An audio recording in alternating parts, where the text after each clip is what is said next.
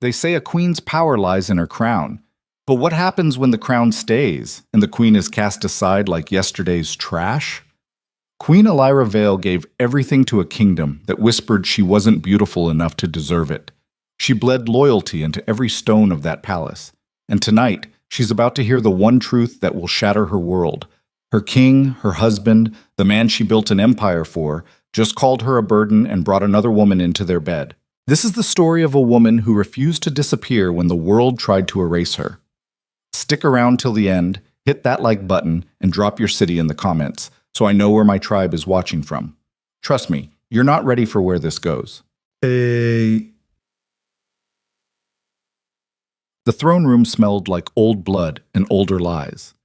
Elira stood at the edge of the grand hall, her fingers tracing the cold marble pillar as servants rushed past her like she was invisible. She'd been standing there for 20 minutes, waiting for an audience with her own husband, and not one soul had acknowledged her presence, not even a glance. She was the queen, for God's sake. But in this palace, that title had become nothing more than a word stitched onto expensive fabric. Her gown hung heavy on her shoulders, deep crimson velvet that pooled at her feet. It was the kind of dress that screamed power, commanded attention. But Elira had learned long ago that fabric meant nothing when the woman wearing it was deemed unworthy of desire. The courtiers whispered. They always whispered. Not loud enough for her to catch the words, but loud enough to let her know they were talking. About her plain face, her unremarkable figure, the way the king's eyes slid past her at banquets like she was part of the furniture. She straightened her spine and walked forward, boots clicking against stone. The guards at the door stiffened, then parted without ceremony. No bow, no greeting, just the mechanical movement of bodies trained to open doors. Inside, King Alaric Thorne sat sprawled across his throne like a man who'd never questioned his right to everything he touched. His dark hair was slicked back, jaw sharp enough to cut glass, and those storm-gray eyes that once made her heart race now looked at her with the warmth of a winter grave. He didn't stand when she entered, didn't even straighten. "You summoned me," she said. Her voice carried across the empty room, steady as iron. Alaric's mouth twitched. Not quite a smile.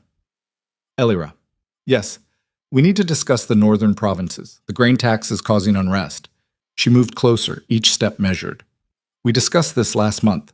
I suggested lowering the levy by 15% and distributing surplus from the southern estates. You agreed it was sound." "I did," he said, fingers drumming on the armrest. "But I've reconsidered. Seraphine thinks we should maintain the tax and increase military presence instead." The name landed like a stone in still water. Elira's jaw tightened. Seraphine. Lady Seraphine Ashcroft, the new fixture at court.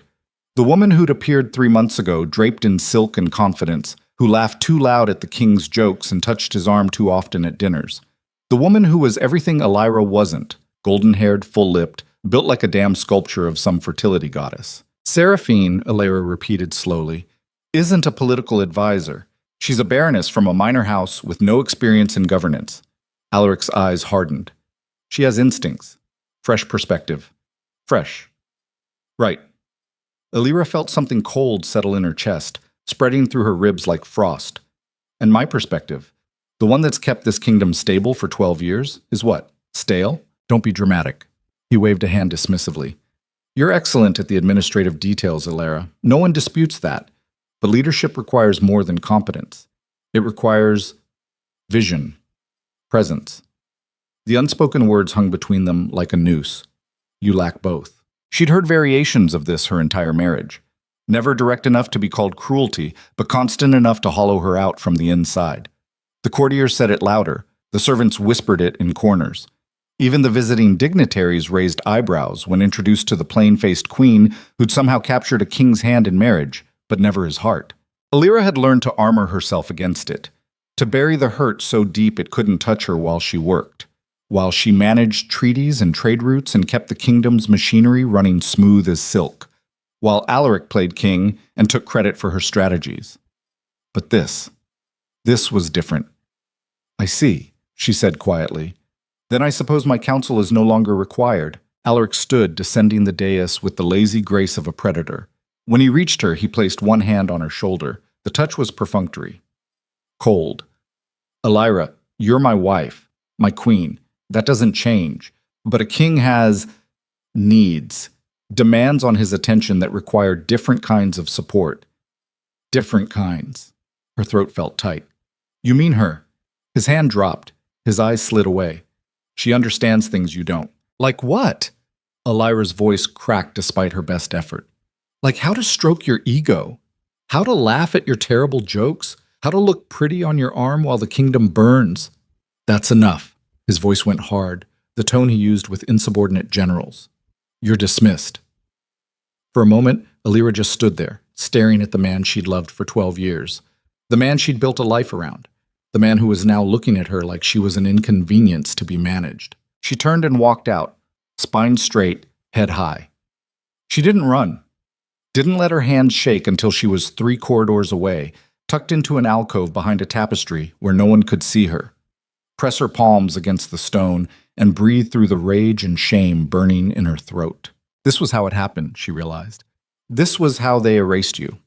Not with violence or drama, but with quiet dismissal. With another woman's laughter echoing through halls that used to be yours. With your husband's eyes looking past you like you were already gone. Musical. The next 2 weeks were a masterclass in humiliation. Seraphine was everywhere. At council meetings, seated 2 chairs from the king, offering suggestions about matters she knew nothing about. At dinners, positioned at Alaric's right hand while Elira sat 5 seats down, watching them lean into each other like conspirators. In the gardens, walking arm in arm while courtiers trailed behind like a parade celebrating Elira's obsolescence. And Alaric ate it up, laughed louder, stood taller, touched Seraphine's waist with an ease he'd never shown his own wife. The whispers got louder too, less careful. Elira caught fragments as she moved through the palace. Can you blame him? Poor man's been tied to that for over a decade. She's competent, I'll give her that. But competence doesn't warm a bed. I heard he's considering setting her aside. Annulment on grounds of, well, you know. Elira's maid, a sharp-eyed woman named Mara, who'd served her for 8 years, started leaving extra wine in her chambers each night. She never said why. Didn't need to. The pity in her eyes said everything. But Elira didn't drink the wine, didn't cry into her pillows or rage at the unfairness. Instead, she worked. Threw herself into the kingdom's accounts, into supply chain problems and border disputes and trade negotiations. If she wasn't wanted as a wife, fine. She'd be indispensable as a strategist.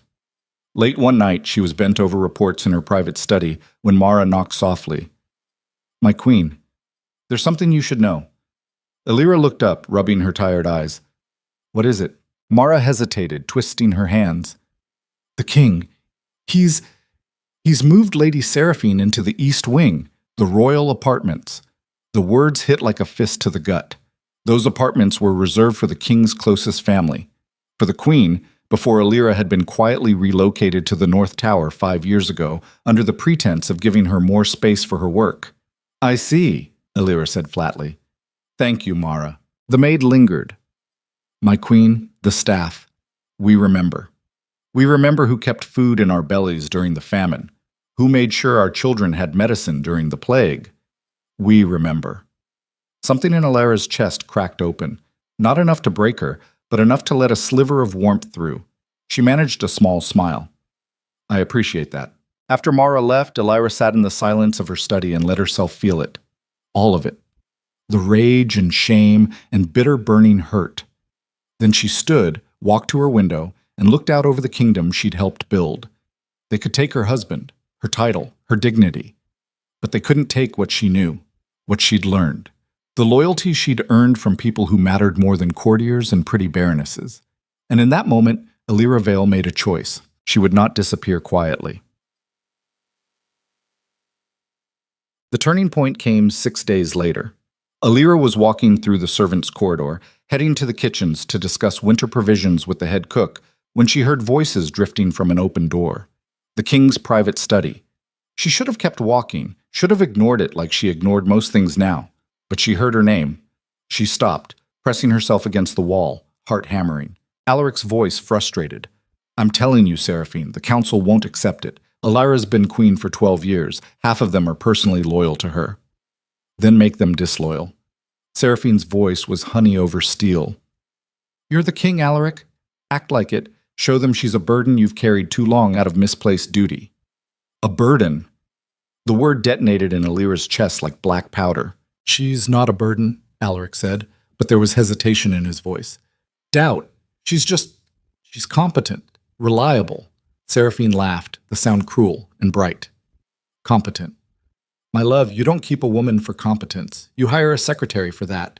A wife should inspire you, make you feel like the king you are, not remind you of obligations and duties like some nagging merchant's daughter. Silence. Then Alaric, quieter. You make me feel alive, Sarah, like I'm not just playing a role. Because you're not. Not with me. Seraphine's voice turned soft, intimate. Send her away, Alaric, to one of the northern estates. Tell the court she's retired for her health. We both know she'll go quietly. She always does. And then you'll be free to rule the way you were meant to, with a woman worthy of standing beside you. More silence. Elira waited, some desperate part of her hoping Alaric would defend her, would remember the 12 years she'd given him, the strategies, the sacrifices, the nights she'd stayed up planning while he slept. You're right, Alaric finally said. I'll speak to the council next week. Elira didn't wait to hear more. She turned and walked back the way she came, each step mechanical, her mind a blank white roar. Burden. Nagging merchant's daughter. Not worthy. She made it to her chambers, closed the door, and stood in the center of the room as the world tilted sideways. For 12 years, she'd told herself that love could be earned through loyalty, through service, through making herself so useful, so indispensable, that her lack of beauty wouldn't matter. She'd been wrong, and now they were going to discard her like garbage. The rage came then, hot and clean and clarifying. It burned through the shame, through the hurt, leaving nothing but cold, hard clarity. She walked to her desk, pulled out parchment, and began to write. Names, alliances, who owed her favors, who remembered her kindness, the generals she'd helped promote, the merchants she'd supported, the nobles whose families she'd aided during crises. She'd spent 12 years building a kingdom while her husband played king and the court judged her face. Now it was time to see what that was worth. The next morning, Elira did something she hadn't done in years. She went to the training yards. The soldiers looked up in surprise as the queen crossed the dusty ground, her plain brown riding dress a stark contrast to the armor and sweat around her. General Kyle Thorne, a grizzled veteran with a scar bisecting his left eyebrow, approached and bowed. Your Majesty, this is unexpected. Walk with me, General, Elira said. They moved to the edge of the yard, out of earshot. Kyle had served under her father before the old king died. He'd supported her marriage to Alaric because she'd asked him to, had believed in her when she said she could help stabilize the realm. I need your honest assessment, she said without preamble. If the kingdom faced a crisis tomorrow, who would the soldiers follow? The king or me? Kyle's expression didn't change, but something flickered in his eyes. That's a dangerous question, my queen. I know. Answer it anyway. He studied her for a long moment. The men respect strength. They respect competence. They respect someone who remembers their names and fights for their interests. He paused. You've done more for the military in 12 years than any monarch in my lifetime. You secured better wages, better equipment, better support for their families. So if you're asking who they'd follow in a crisis, the answer might surprise the king. Elira felt something settle in her chest. Certainty. Thank you, General. That's all I needed to know. As she turned to leave, Kyle spoke again. Your Majesty, whatever's coming, we haven't forgotten who you are. She didn't respond, didn't need to. The message was clear. Over the next week, Elira moved through the palace like a ghost, observing everything. Seraphine held court in the gardens, surrounded by fawning nobles.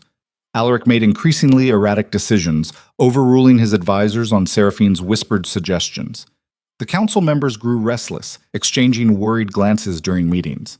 And Elira watched, learned, planned. She met quietly with the head of the treasury, a nervous man named Finch who'd always been loyal, reviewed contracts with the master of coin, had tea with the wives of influential lords, women who remembered when she'd helped their daughters find good marriages or secured positions for their sons. She didn't ask for anything, didn't make promises, just reminded them, with her presence and her attention, that she was still here, still watching, still Queen Elira Vale, the woman who'd held this kingdom together while others played at power.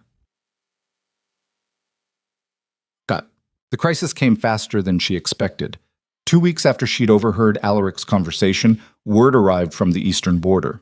Lord Rhine Caldwell, a powerful vassal who controlled 3 provinces and a private army, was marching toward the capital. The council convened in chaos. Alaric sat at the head of the table, face pale, while advisors shouted over each other. "It's a misunderstanding," one lord insisted. "Caldwell's been loyal for 20 years. He's been taxed into rebellion," another countered. "The new grain levies destroyed his people's stores. We need to send the army," a third said. "Show strength." Alira sat silent, watching. Seraphine was there too, looking beautiful and utterly lost. This wasn't a dinner party or a garden walk. This was real power, real consequences, and she had no idea what to do. Alaric slammed his hand on the table. "Enough! We'll negotiate. Send an envoy." "My king," General Kael said carefully, "Caldwell's already executed the last envoy you sent. He's not interested in talking." "Then what do you suggest?" Alaric's voice cracked with frustration. Every eye in the room shifted. Some to the general, some to the advisors, and some to Alira. She felt the weight of their gazes, the expectation. For 12 years, she'd been the one who solved problems, who found solutions when everyone else saw walls. Alaric noticed the shift. His jaw tightened. "Alira, do you have something to contribute?"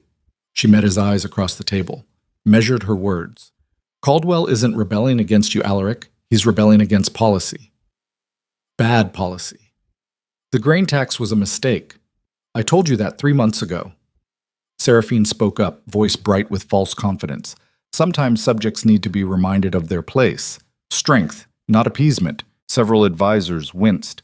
Kael's expression went carefully blank. Alira smiled, cold and thin. "Lady Seraphine, when was the last time you visited the eastern provinces? Spoke to the people there? Understood their economy?" Seraphine's perfect face flushed. "I don't need to visit peasants to understand power." "No," Alira said softly. "You understand seduction, but you don't understand kingdoms. And right now your pillow talk advice is about to start a civil war." The room went dead silent. Alaric shot to his feet. "How dare you?" Alira stood too, meeting him eye to eye. "How dare I?" "How dare I what, Alaric? Tell the truth? Point out that your mistress is playing dress-up while your kingdom burns? That you've ignored every competent voice in this room because she makes you feel alive?" "Get out," Alaric hissed. "Now." Alira gathered her papers, spine straight. She looked at each council member in turn. "When this falls apart, when Caldwell's army is at your gates and you're scrambling for solutions, you know where to find me. I'll be in my chambers, doing the work, like always." She walked out, door closing behind her with a quiet click. Behind her, she heard chaos erupt. Shouting, accusations, the sound of Alaric trying to regain control and failing. She kept walking. 3 days later, everything went to hell. Caldwell's forces reached the capital's outer defenses. More lords joined him, bringing their own armies, their own grievances. The kingdom that Alaric had taken for granted was fracturing, and he had no idea how to stop it. Seraphine tried to help, suggested throwing a feast to boost morale. Alaric actually listened, which made things worse. The court watched in horror as their king fiddled while his realm burned. And then the second shoe dropped. General Kael came to Alira's chambers at midnight, face grim. "My queen, we've intercepted communications. Lady Seraphine has been in contact with Caldwell's camp." Alira's blood went cold. "What kind of contact? The kind where she's promised to deliver the king's military plans in exchange for a position in Caldwell's new regime." Kael's voice was hard as stone. "She's been playing him from the start, playing all of us." For a moment, Alira couldn't breathe. The betrayal was so perfectly calculated, so coldly executed. Seraphine hadn't just seduced Alaric, she'd positioned herself to destroy him. "Does he know?" Alira asked. "Not yet." Kael met her eyes. "But he needs to. Question is, who tells him? And what happens after?" Alira stood, mind racing through possibilities, through consequences. This was it, the moment where everything either fell apart completely or got pulled back from the edge. The moment where she had to choose. Save the man who'd called her a burden? The kingdom that had whispered she wasn't worthy? Or let it all burn and walk away free? She looked at Kael. "Assemble the loyalists, everyone who still remembers what this kingdom was supposed to be. I need them in the war room in 1 hour." And the king? Alira's smile was sharp as a knife. Let him enjoy his last night of ignorance. Tomorrow, everyone faces the truth. Us. The war room filled slowly. General Kael, Lord Finch from the Treasury, Commander Dara of the City Guard, Master Chen, the spy master who'd served in silence for 20 years, a dozen others, men and women who'd built their careers on competence rather than flattery. They looked at Alira with something she hadn't seen in a long time: respect and hope. She spread the intercepted letters across the table. Read these. They did. She watched shock and anger ripple through the room. Seraphine Ashcroft, Alira said quietly, has been working with our enemies from the moment she arrived at court. She seduced the king to gain access to information. She's been feeding Caldwell intelligence about our defenses, our supply lines, our internal divisions. She turned our king into a weapon against his own kingdom. That treasonous bitch, Dara breathed. Yes, Alira agreed. And tomorrow, the king is planning to announce his intention to set me aside and legitimize her position, which would give her exactly what she needs to complete the betrayal. What do we do? Finch asked, hands shaking. If we expose her without proof Alaric will accept, he'll think we're conspiring against him. We don't expose her to him, Alira said. We expose her to everyone, publicly, undeniably. And we do it in a way that forces Alaric to see what he's become. How? Kael leaned forward. Alira's smile was cold and terrible and absolutely certain. We give her exactly what she wants. We let her think she's won. And then we pull the rug out so hard she won't know what hit her. She began laying out the plan. It was ruthless, precise, required perfect timing and absolute trust. When she finished, the room was silent. Finally, Kael spoke. My queen, if this works, you'll have saved the kingdom. If it fails, we'll all hang for treason. Alira met his eyes. Then we'd better not fail. One by one, they nodded, pledged themselves to her plan, to her. As they filed out to prepare, Master Chen lingered. Your Majesty, he said quietly, you've changed. Have I? The woman who married the king 12 years ago would have tried to save her marriage. You're trying to save a kingdom. That's different. Alira looked down at the letters on the table. Evidence of betrayal, of manipulation, of everything she'd endured being weaponized against her home. Maybe I finally learned what actually matters. Chen bowed and left. Alira stood alone in the war room, surrounded by maps and plans and the weight of what was coming. Tomorrow, everything would change. Tomorrow, she'd either pull her kingdom back from the edge or watch it shatter. But tonight, for the first time in 12 years, Queen Alira Vale felt like more than a burden. She felt like a weapon. And she was about to remind everyone why weapons were dangerous when you forgot they were loaded. Dawn broke cold and sharp. Alira dressed in her finest gown, deep midnight blue with silver threading. She looked like a storm made flesh. Mara helped her with the clasps, hands steady despite the fear in her eyes. Today, the maid whispered. Today, Alira confirmed.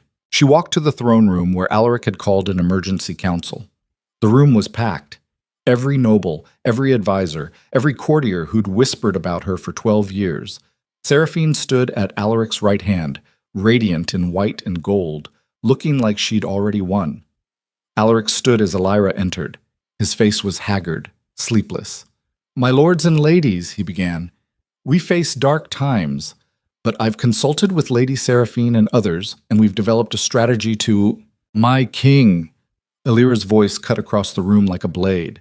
Before you continue, there's evidence the council needs to see. Alaric's eyes narrowed. This isn't the time, Alira. Actually, she said, stepping forward, it's exactly the time. Because what you're about to propose is based on intelligence and counsel provided by someone who's been betraying you from the start. Seraphine's face went perfectly still. That's a serious accusation, Your Majesty. It is, Alira agreed. Master Chen, if you would. The spy master stepped forward, holding the letters. These intercepted communications prove that Lady Seraphine has been in contact with Lord Caldwell's forces.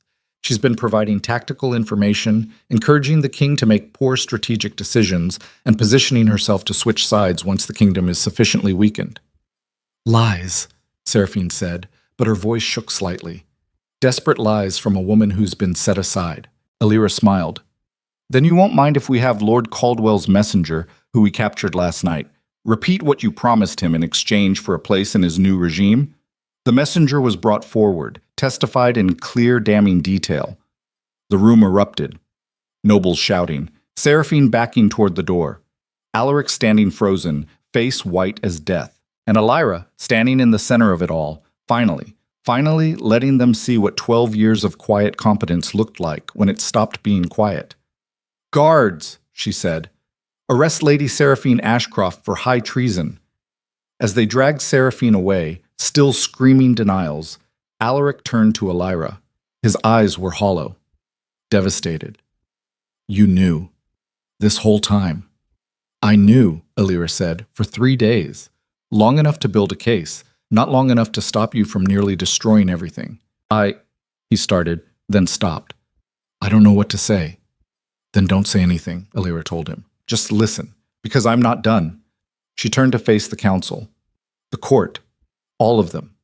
This kingdom is fracturing. Caldwell's army is days away. We have one chance to pull this back, and it requires every one of you to decide right now where your loyalty lies. With the throne? Or with the person who's kept that throne standing while everyone else played games?" The silence was deafening. Then General Kael stepped forward. "I stand with Queen Elira." One by one, they followed. The treasury, the guard, the nobles who remembered, even some who'd whispered about her. They stepped forward and declared themselves. And Alaric stood alone, watching his wife command the loyalty he'd taken for granted. Elira looked at him, one last time as the woman who'd loved him. "I'll save your kingdom, Alaric, not because you deserve it, but because the people who live here do. And when this is over," she stopped. "Let the words hang. Let him imagine. Let him fear." Then she turned and walked toward the war table, calling orders, assembling her forces, becoming exactly what she'd always been beneath the quiet exterior. A queen who'd forgotten she didn't need anyone's permission to be powerful. Behind her, Alaric sank into his throne and put his head in his hands. And the storm that was Elira Vale finally broke free. But in the shadows of the throne room, a figure watched. One of Caldwell's spies who'd infiltrated the palace weeks ago.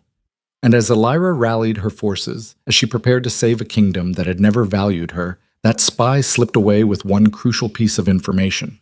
Caldwell now knew exactly who his real enemy was, and he was coming for her specifically. The battle for the kingdom was about to become personal in ways Elira couldn't imagine. The spy was already 3 corridors away before anyone noticed the door to the archives had been left open. His name was Varen, and he'd been embedded in the palace kitchens for 6 weeks, invisible in the way servants always are to people who wear crowns. He'd watched Elira move through the palace like a woman waking from a long sleep, had seen her gathering her pieces, positioning her players, and now he'd heard everything he needed. He slipped through a service exit, past guards too focused on the chaos in the throne room to notice one more body in Cook's clothing. By sunset, he'd be riding hard for Caldwell's camp with intelligence worth more than gold. Queen Elira Vale wasn't just salvaging a broken kingdom, she was preparing to fight.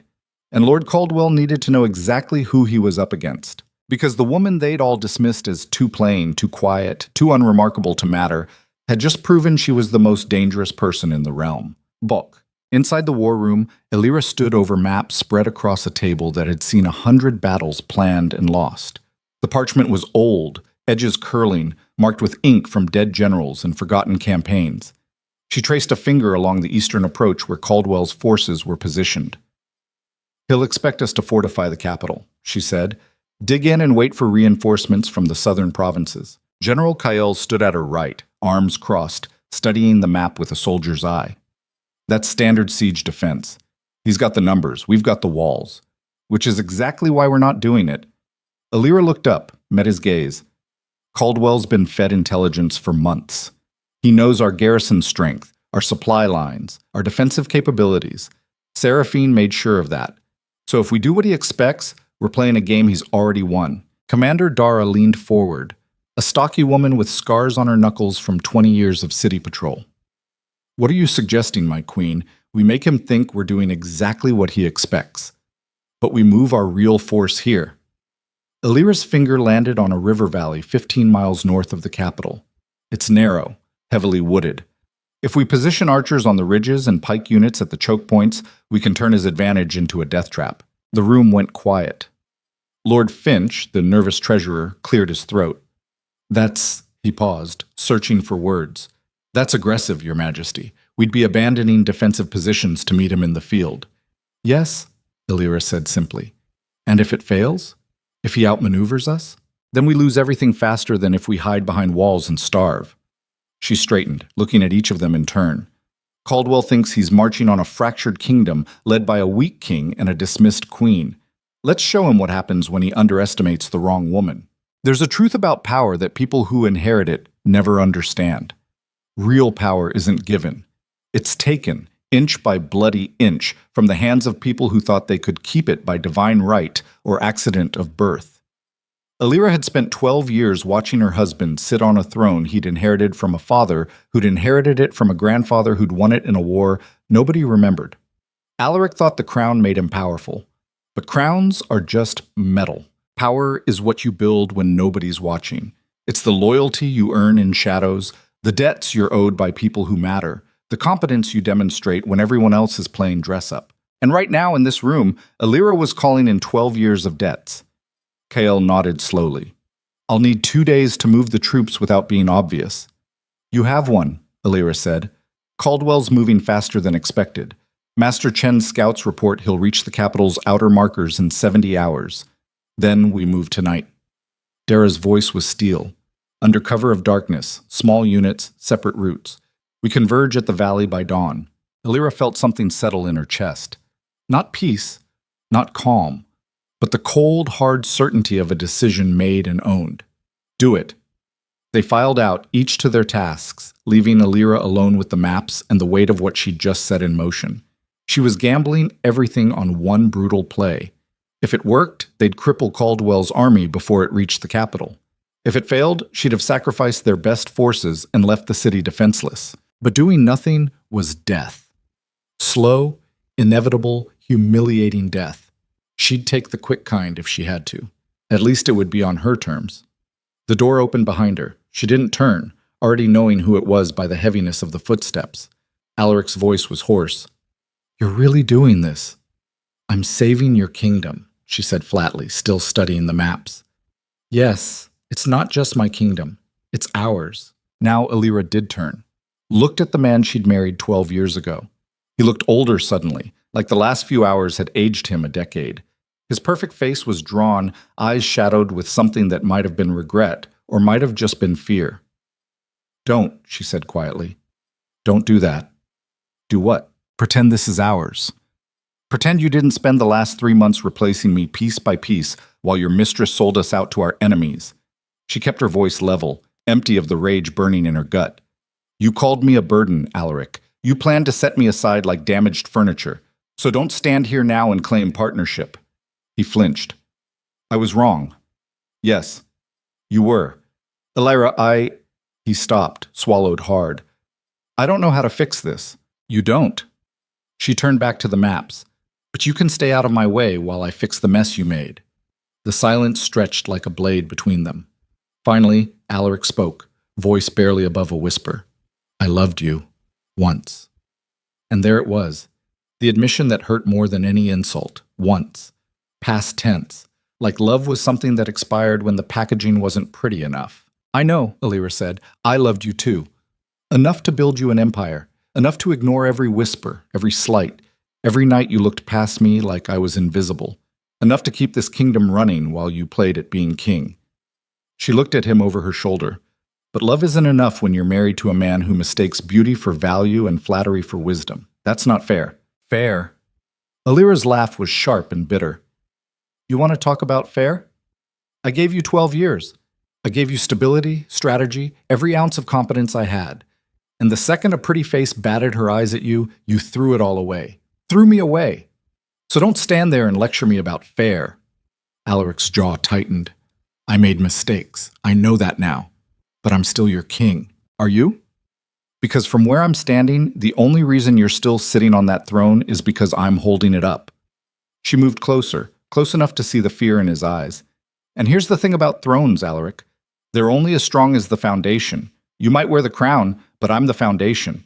So maybe you should start asking yourself what happens if I decide to stop holding you up. Understanding the psychology of a king who's never been challenged is like understanding a child who's never heard the word no.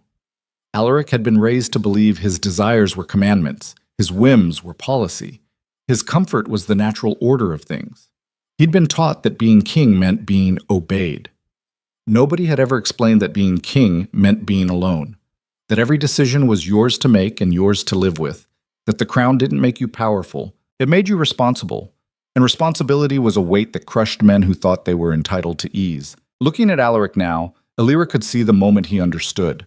The moment the weight of what he'd done, what he'd nearly destroyed, finally landed on his shoulders.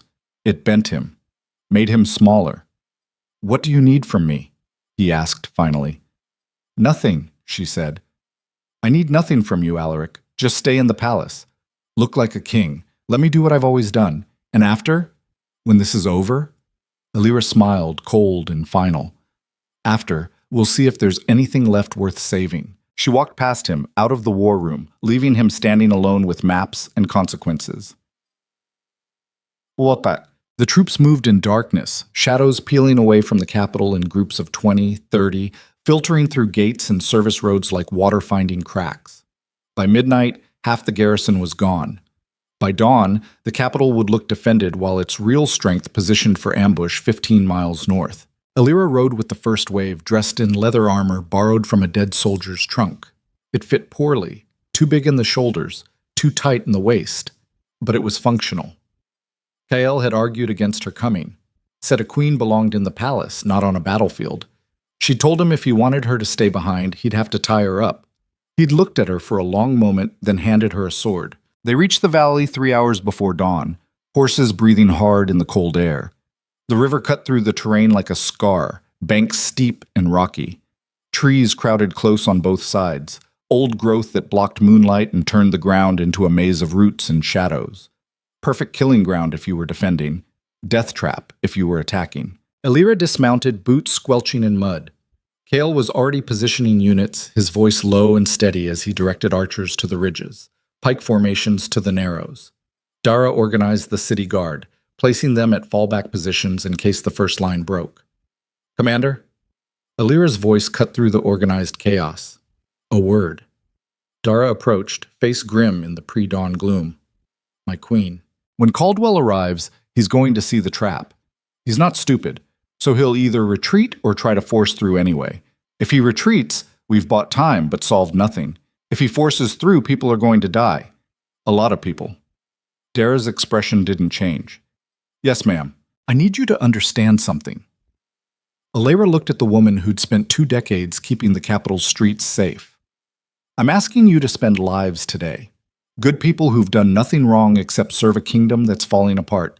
And I need to know you're willing to make that choice. There's a calculus to war that civilians never understand. Every strategic decision is a transaction in blood. You spend lives to buy time. You sacrifice units to preserve flanks. You watch good soldiers die because the alternative is watching everyone die. Commanders who can't make that math don't last. They hesitate at the wrong moment and get their entire force killed instead of just part of it." Alira had never been a soldier, but she'd spent 12 years managing resources, making hard calls about where to allocate limited supplies during famines and plagues. She understood the math of sacrifice, understood that leadership meant choosing who lived and who didn't, and living with those choices forever. Dara met her eyes. "I've been making that choice for 20 years, Your Majesty. Every time I send guards into the slums, every time we break up riots or chase down murderers, I'm gambling with lives. So, yes, I'm willing. Because the alternative is Caldwell taking the capital and killing everyone anyway." Alira nodded. "Then make it count." As Dara moved back to her units, Master Chen appeared at Alira's elbow, like smoke. The spymaster was a small man, unassuming, the kind of person you forgot was in the room, which made him exceptionally good at his job. "My queen," he said quietly, "a word about Lord Caldwell." "Go ahead. He's not just a rebel lord." Chen's voice was barely audible. "He's been planning this for 2 years, building alliances, stockpiling weapons, positioning his people in key locations. Seraphine wasn't his first plant in the palace. She was just the most effective." Alira's blood went cold. "Who else? We're still identifying them." But you need to understand this isn't about taxes or policy. Caldwell wants the throne. He's been building toward a coup, and your husband's weakness with Seraphine just gave him the opening he needed. Does Alaric know? Chen's silence was answer enough. Elira closed her eyes, breathed through the implications. If Caldwell had been planning this for years, then today's battle wasn't the end. It was the opening move. Win or lose, the kingdom was looking at civil war. How many loyalists do we have? She asked. Fewer than you'd hope. More than Caldwell expects. Chen paused. But my queen, there's something else. Caldwell knows you're coming. What? We caught one of his scouts heading back to camp an hour ago. He'd been in the palace. Heard your plan in the throne room. Caldwell knows you're not defending the capital. He knows about this valley. The words landed like stones.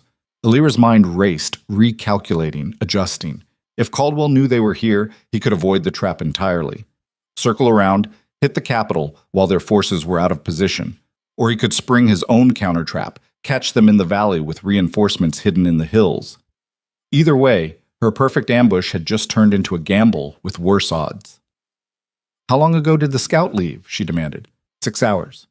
Maybe 7. Enough time to get word to Caldwell. Enough time for him to change his plans. Elira looked at the valley, at her troops positioned and ready, and felt the jaws of the trap closing. Not on Caldwell. On her. Do we pull back? Chen asked. No. She said it without hesitation, surprising herself. We're committed. If we pull back now, we lose the initiative and Caldwell knows we're scrambling. We hold position, adjust for the possibility he's adjusted, and we pray he's arrogant enough to think he can beat us anyway. That's a hell of a prayer. Elira smiled, sharp and dangerous. I'm not praying to anyone but myself these days, and I've got 12 years of reasons to win. Bezmuk. Dawn broke slow and cold, mist rising from the river like ghosts. Elira stood on the ridge, watching the eastern road.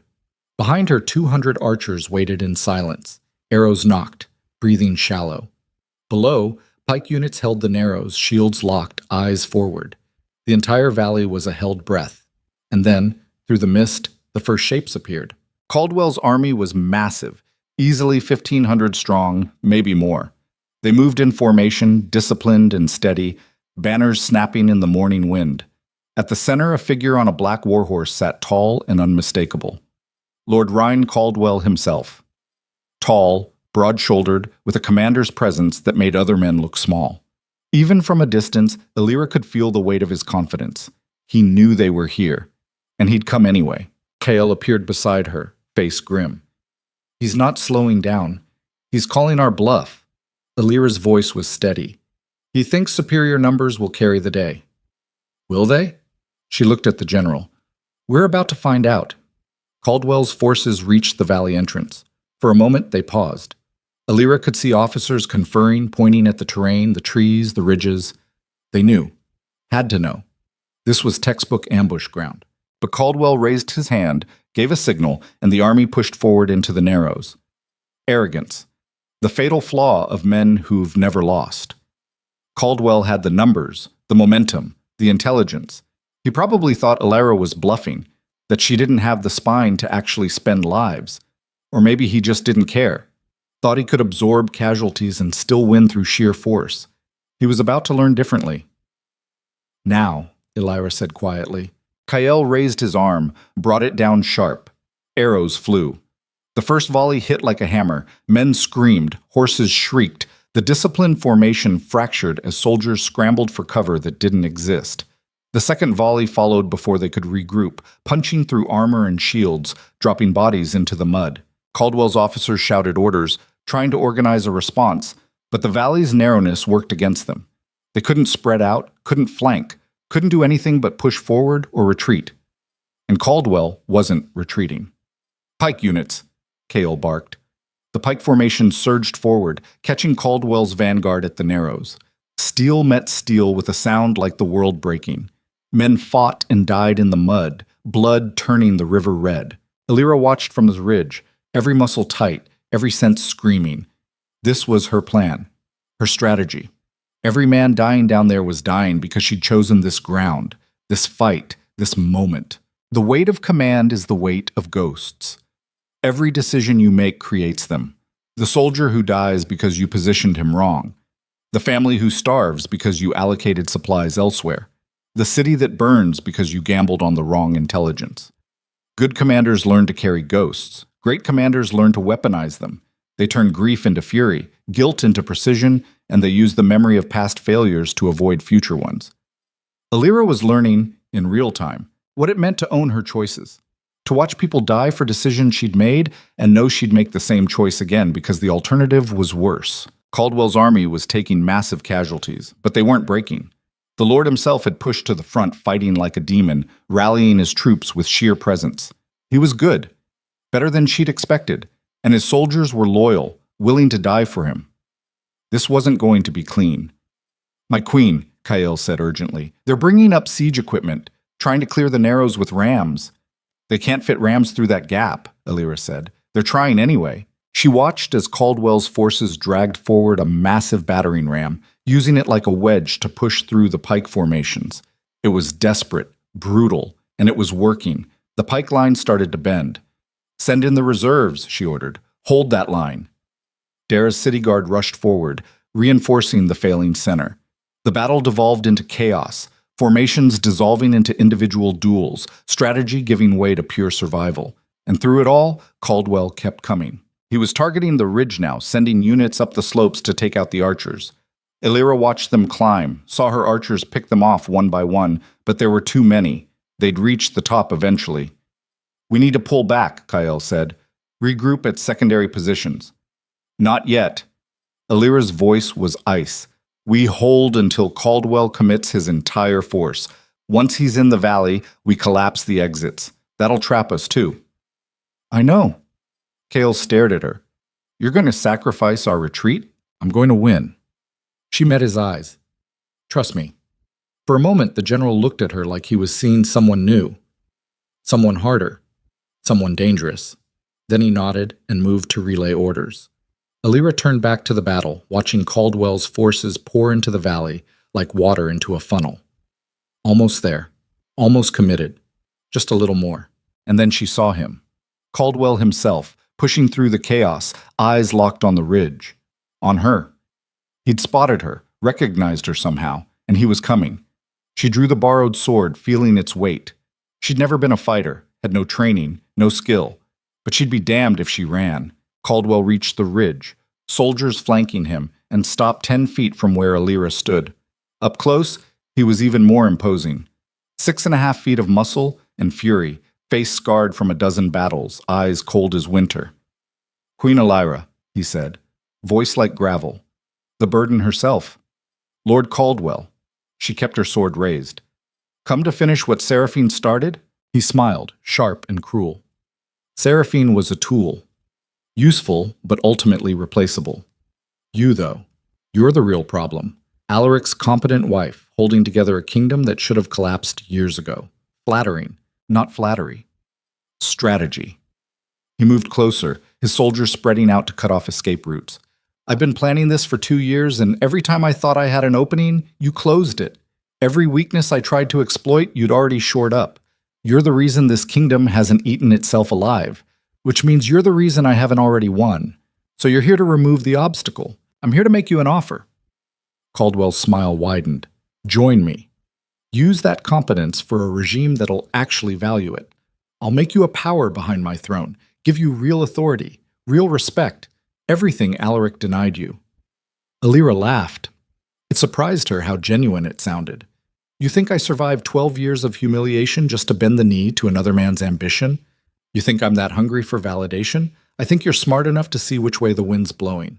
Here's the thing about men who mistake competence for availability. They think every capable woman is just waiting for the right man to recognize her value, like we're all auditioning for roles in someone else's story. They don't understand that competence isn't performed for approval. It's how you survive when nobody's watching. It's how you build power in shadows, because the light is reserved for people born into it. Caldwell looked at her and saw a tool he could use, a resource he could claim. He didn't see a woman who'd spent 12 years learning how to dismantle kingdoms piece by piece, who'd just lured his entire army into a valley with no exits because she was done surviving and ready to win. She smiled at Caldwell, cold and certain. "I think you're about to learn what happens when you underestimate the wrong queen." She raised her hand. Gave the signal. The valley exits collapsed, not literally, but functionally. Fresh troops, hidden in the forest beyond the valley, sealed off the retreat routes with pike walls and archer fire. Caldwell's army was trapped, surrounded, caught in a killing box with nowhere to run. Caldwell's face went pale. I told you, Elira said softly. I'm done being underestimated. The battle turned into a slaughter. Caldwell's forces, realizing they were trapped, fought with desperate fury. But desperation isn't strategy. The valley became a graveyard, bodies piling in the mud, screams echoing off stone. Caldwell fought like a demon, trying to carve a path to Elira, but Kael and a dozen soldiers intercepted him. The duel was vicious, brutal, and when it ended, Caldwell was on his knees, sword gone, bleeding from a dozen wounds. Elira approached slowly, looked down at the man who'd tried to take her kingdom. Yield, she said. Caldwell spat blood. Go to hell. Already there. She looked at Kael. Take him alive. I want him to stand trial. As they dragged Caldwell away, Elira turned to survey the valley. Her valley. Her victory. Her mountain of corpses. The cost of winning hit her like a physical blow. Hundreds dead. Maybe more. Good soldiers who'd trusted her strategy, followed her orders, died because she'd made the call to fight here, to trap them all in this killing ground. The ghosts were already gathering, but the kingdom would survive. That was the math. That was the choice. And Queen Elira Vale had learned to own her choices. Phuket. They returned to the capital at sunset, battered and bloody, but victorious. Word had spread. The streets were lined with people cheering, throwing flowers, calling her name. Not Alaric's name. Hers. Elira rode at the head of the column, spine straight despite exhaustion, face blank despite the turmoil churning in her gut. She'd won. She'd saved the kingdom, and she'd proven, beyond any doubt, that she was the power holding everything together. The question now was what to do with that power. Alaric waited in the throne room. He stood when she entered, face a mask of complicated emotions. Relief, fear, something that might have been pride or might have been resentment. You did it, he said. I did. She stopped 10 feet away. Caldwell's in chains, his armies scattered. The rebellion is over. Thanks to you. Yes. Thanks to me. She let the words sit. Let him feel them. Elira, Alaric stopped, seemed to gather himself. The council wants to honor you. A formal ceremony. Public recognition of your role in saving the kingdom. How generous of them. Her voice was flat. 12 years I've been working for this kingdom, and now they want to honor me because I had to save them from their own stupidity. You have every right to be angry. Angry doesn't cover it, Alaric. She moved closer. I'm done. Done with being the competent wife. Done with fixing problems you create. Done with watching you sit on a throne I'm holding up. What are you saying? She looked at him, really looked, and saw a man who'd finally understood what he'd lost. But understanding wasn't enough. Regret wasn't enough.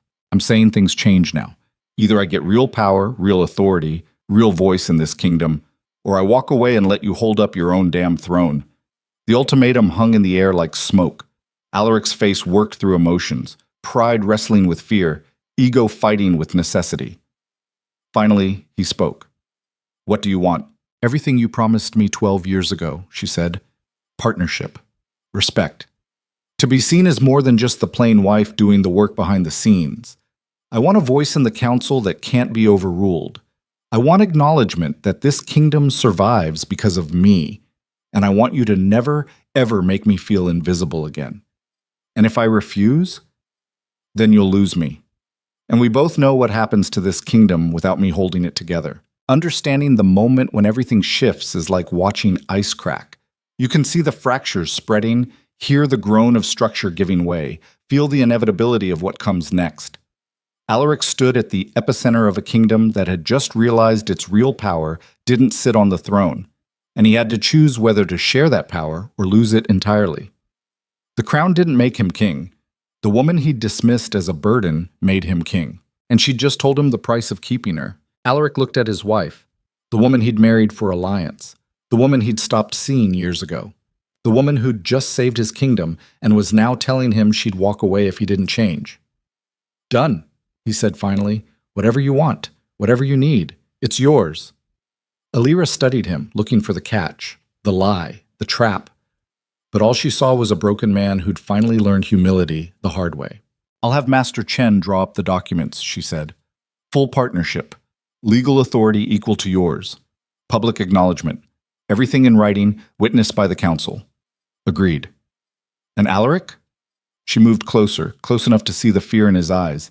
"If you ever betray me again, if you ever make me fight for scraps of respect in my own kingdom, I won't save you next time. I'll watch you burn and walk away without looking back." "I understand." She turned and walked out, leaving him standing alone in his throne room. Outside, Kael was waiting. "My queen, the council wants to meet." "Of course they do." She didn't slow down. "Tell them I'll meet with them tomorrow. Tonight, I need rest." She made it to her chambers, closed the door, and finally let herself feel it. The exhaustion, the grief, the weight of every ghost she'd created today. She'd won. She'd saved the kingdom. She'd forced her husband to acknowledge her worth. But victory tasted like ash and blood. Mara appeared with wine, set it on the table without a word. Alira looked at it for a long moment, then poured a glass and drank deep. Tomorrow, she'd be Queen Alira Vale, the woman who saved a kingdom, the legend they'd underestimate never again. But tonight, she was just a woman who'd spent 12 years fighting to be seen and had finally, brutally, carved out her own visibility with steel and strategy and the lives of soldiers who'd trusted her. The price of power, she was learning, was paid in pieces of yourself you could never get back. She finished the wine and poured another. Batek. 3 days later, Master Chen appeared in her study with a face like stone. "My queen, we have a problem." Alira looked up from documents. "What now?" "Caldwell. He escaped." The words landed like ice water. "Impossible. He was in the dungeons under triple guard." "Was." Chen's jaw tightened. "Someone helped him. We found 3 guards dead, locks broken from the inside, and Caldwell gone. He had help from inside the palace." Alira's mind raced. "Who?" "We're still investigating." "But my queen, there's more." Chen set a letter on her desk. This was found in his cell. She opened it, read the words written in Caldwell's harsh scrawl. "This isn't over, Queen Alira. You won a battle. But the war?" "The war just started. And next time I'll come for you specifically. Every person you trust, every ally you've built, every piece of power you've claimed, I'll dismantle it all. You humiliated me, made me kneel. That's a debt paid in blood. See you soon." Caldwell. Alira read it twice, then looked at Chen. "How long has he been gone?" 12 hours. "Maybe more. He could be anywhere by now." She stood, moved to the window, looked out over the capital. Over the kingdom she'd saved, the kingdom that still had enemies embedded in its walls, that still had people willing to betray everything for power. She'd thought winning the battle would end it, but all she'd done was paint a target on her back. And somewhere out there, a man she'd humiliated was building an army with one purpose, destroying her specifically. The game wasn't over, it was just beginning. And this time, it was personal. The palace felt different after Caldwell's escape. Alira walked its corridors with new eyes, seeing threats in every shadow, calculating loyalty in every face that passed. The servants moved differently around her now, some with respect, others with something harder to name. Fear, maybe, or calculation. She'd become powerful enough to matter, which meant she'd become powerful enough to be worth betraying. 3 guards dead. Locks broken from the inside. Someone had wanted Caldwell free badly enough to murder for it. And that someone was still here, walking these halls, breathing this air, waiting for their next opportunity. Trust, Alira was learning, was a luxury she could no longer afford. She'd ordered Chen to investigate everyone. Every guard who'd been on duty that night, every servant with access to the dungeon levels, every noble who'd expressed even mild sympathy for Caldwell's cause. The interrogations had been going for 2 days, and so far, they'd found nothing. Whoever had helped him was good at covering tracks. Or they were someone nobody would think to question. Alira stood in her study, staring at a map of the kingdom marked with red pins showing Caldwell's known supporters. The network was larger than she'd expected, spreading through 3 provinces like roots under stone. Cut off 1 branch and 2 more appeared. This wasn't just rebellion, it was infection. My queen. Mara entered carrying tea, set it down with practiced efficiency. The council is waiting. Let them wait. Alira didn't look up. I'm tired of performing for men who only respect me because I saved their comfortable lives. Mara hesitated. If I may, Your Majesty, they're afraid of you now. That's different from respect, but it's useful. Alira glanced at the woman who'd served her for 8 years. When did you get so cynical? Around the time I watched you stop apologizing for taking up space. Mara's smile was small but genuine. It's a good look on you. After she left, Alira drank the tea and considered the observation. Fear was useful, but fear bred resentment, and resentment bred betrayal. She was walking a razor's edge between authority and tyranny, and one misstep would send her tumbling into the same trap that had caught Alaric. Power without wisdom is just violence waiting to happen.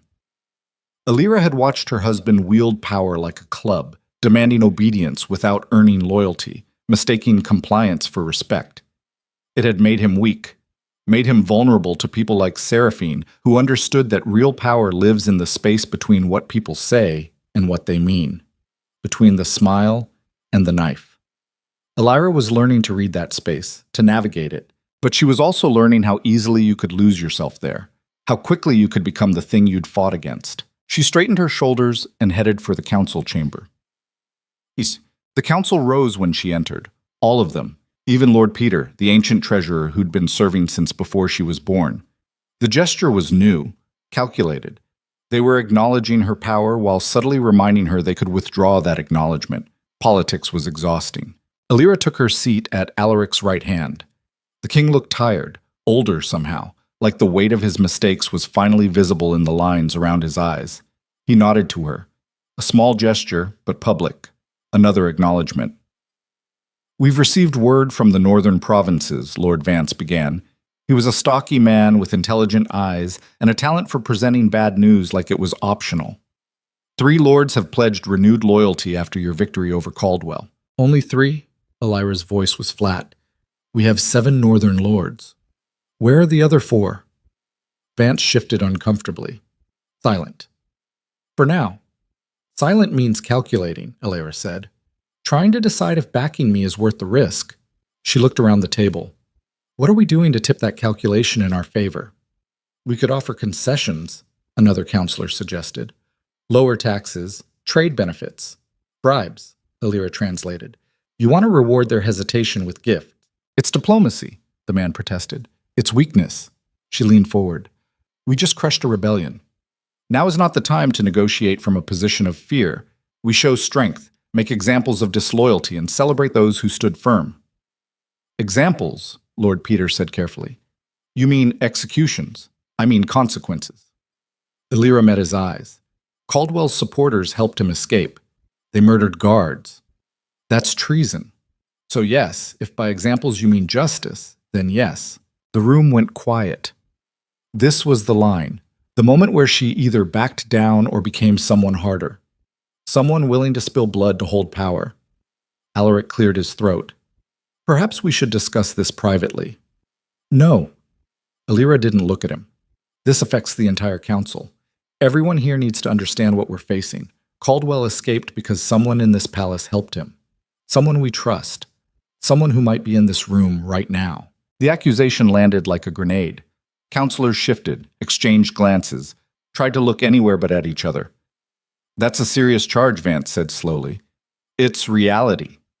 Alira stood, placed her hands flat on the table. So here's what's going to happen. Master Chen is investigating everyone. And I mean everyone. If you have nothing to hide, cooperate. If you obstruct, you become suspect. And if you're found guilty of aiding Caldwell, I will personally ensure you hang. Your Majesty, Peter's voice was strained. This kind of paranoia will tear the court apart. The court is already torn apart. I'm just acknowledging it. She looked at each of them in turn. Caldwell promised to come for me specifically, to dismantle everything I've built, which means anyone helping him is working to destroy me. And I will not be destroyed by cowards hiding behind false loyalty. Understanding the psychology of a room turning against you is like feeling temperature drop before a storm. You can sense it in the silence, in the way people avoid eye contact, in the subtle shift of bodies putting distance between themselves and the source of discomfort. Alira could feel it now. The council pulling back from her, reassessing, wondering if the competent queen who'd saved them was becoming a tyrant who'd destroy them. Fear was useful, but too much fear made people desperate. And desperate people did stupid, dangerous things. She'd pushed too hard, shown too much of the anger burning in her chest, but she couldn't take it back now without looking weak. "This meeting is over," she said. "Chen will begin interviews tomorrow. Be ready." She walked out before anyone could respond, feeling their stares like knives in her back. Alaric caught up with her 3 corridors away. "Illyra, wait." She stopped, didn't turn. "What?" "That was too aggressive. You've made them afraid of you. Good. Fear keeps people honest." "No." He moved in front of her, forced her to meet his eyes.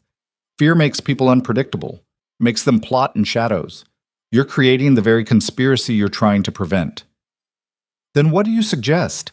She heard the bitterness in her own voice. "Smile and pretend everything's fine while Caldwell builds an army to destroy us? Trust people who might be planning to stab me in my sleep? I'm suggesting you remember that power without allies is just a target."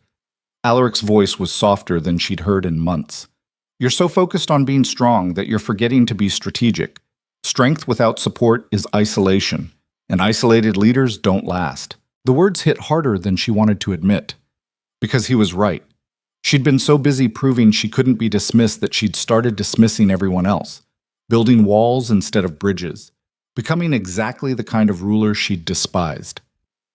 "I don't know how to do both," she admitted quietly. "How to be strong and trusted. Every time I try to be open, someone uses it against me.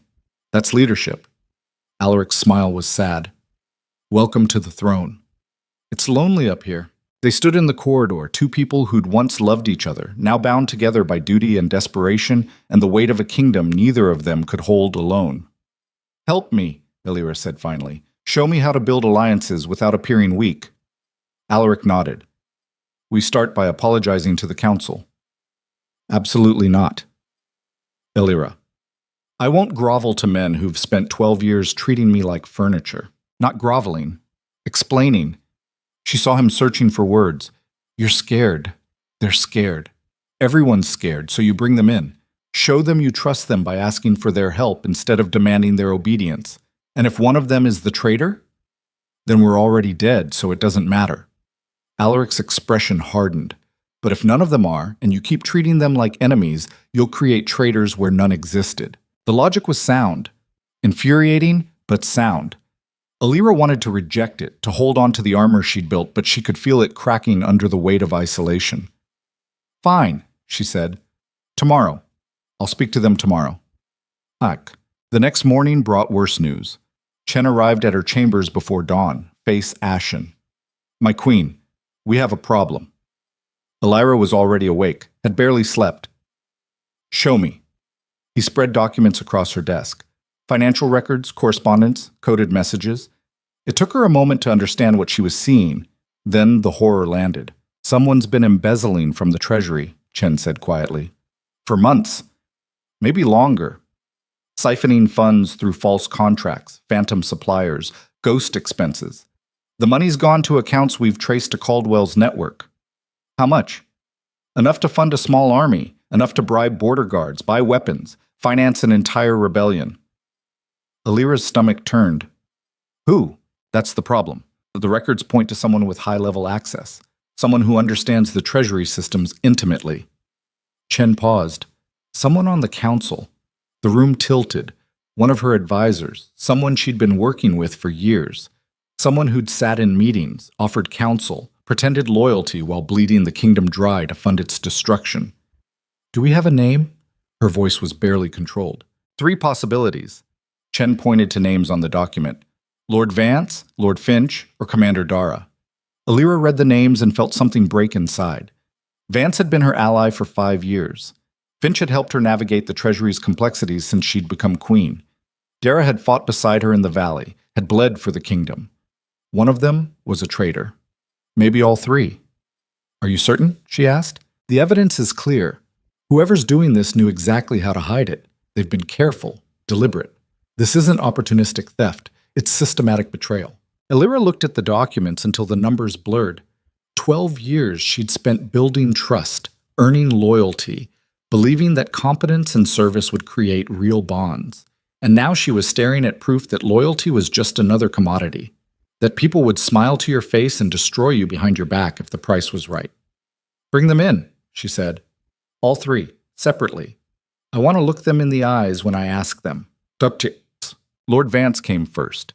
He entered her study with the easy confidence of a man who'd never questioned his position. Took the offered seat, smiled politely, waited. Elira didn't waste time. We've discovered embezzlement from the Treasury. Large amounts. Funneled to Caldwell's supporters. His expression shifted.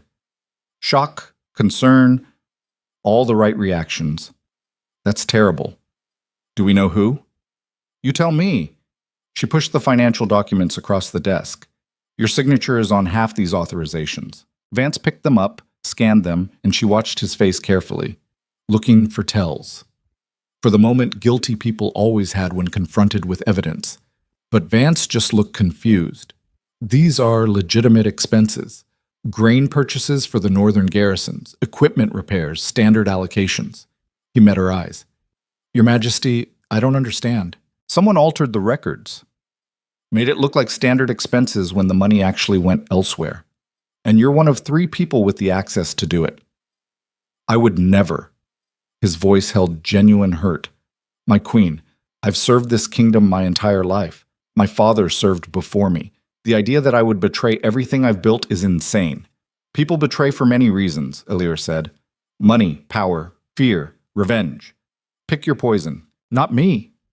Vance leaned forward, intensity radiating from him.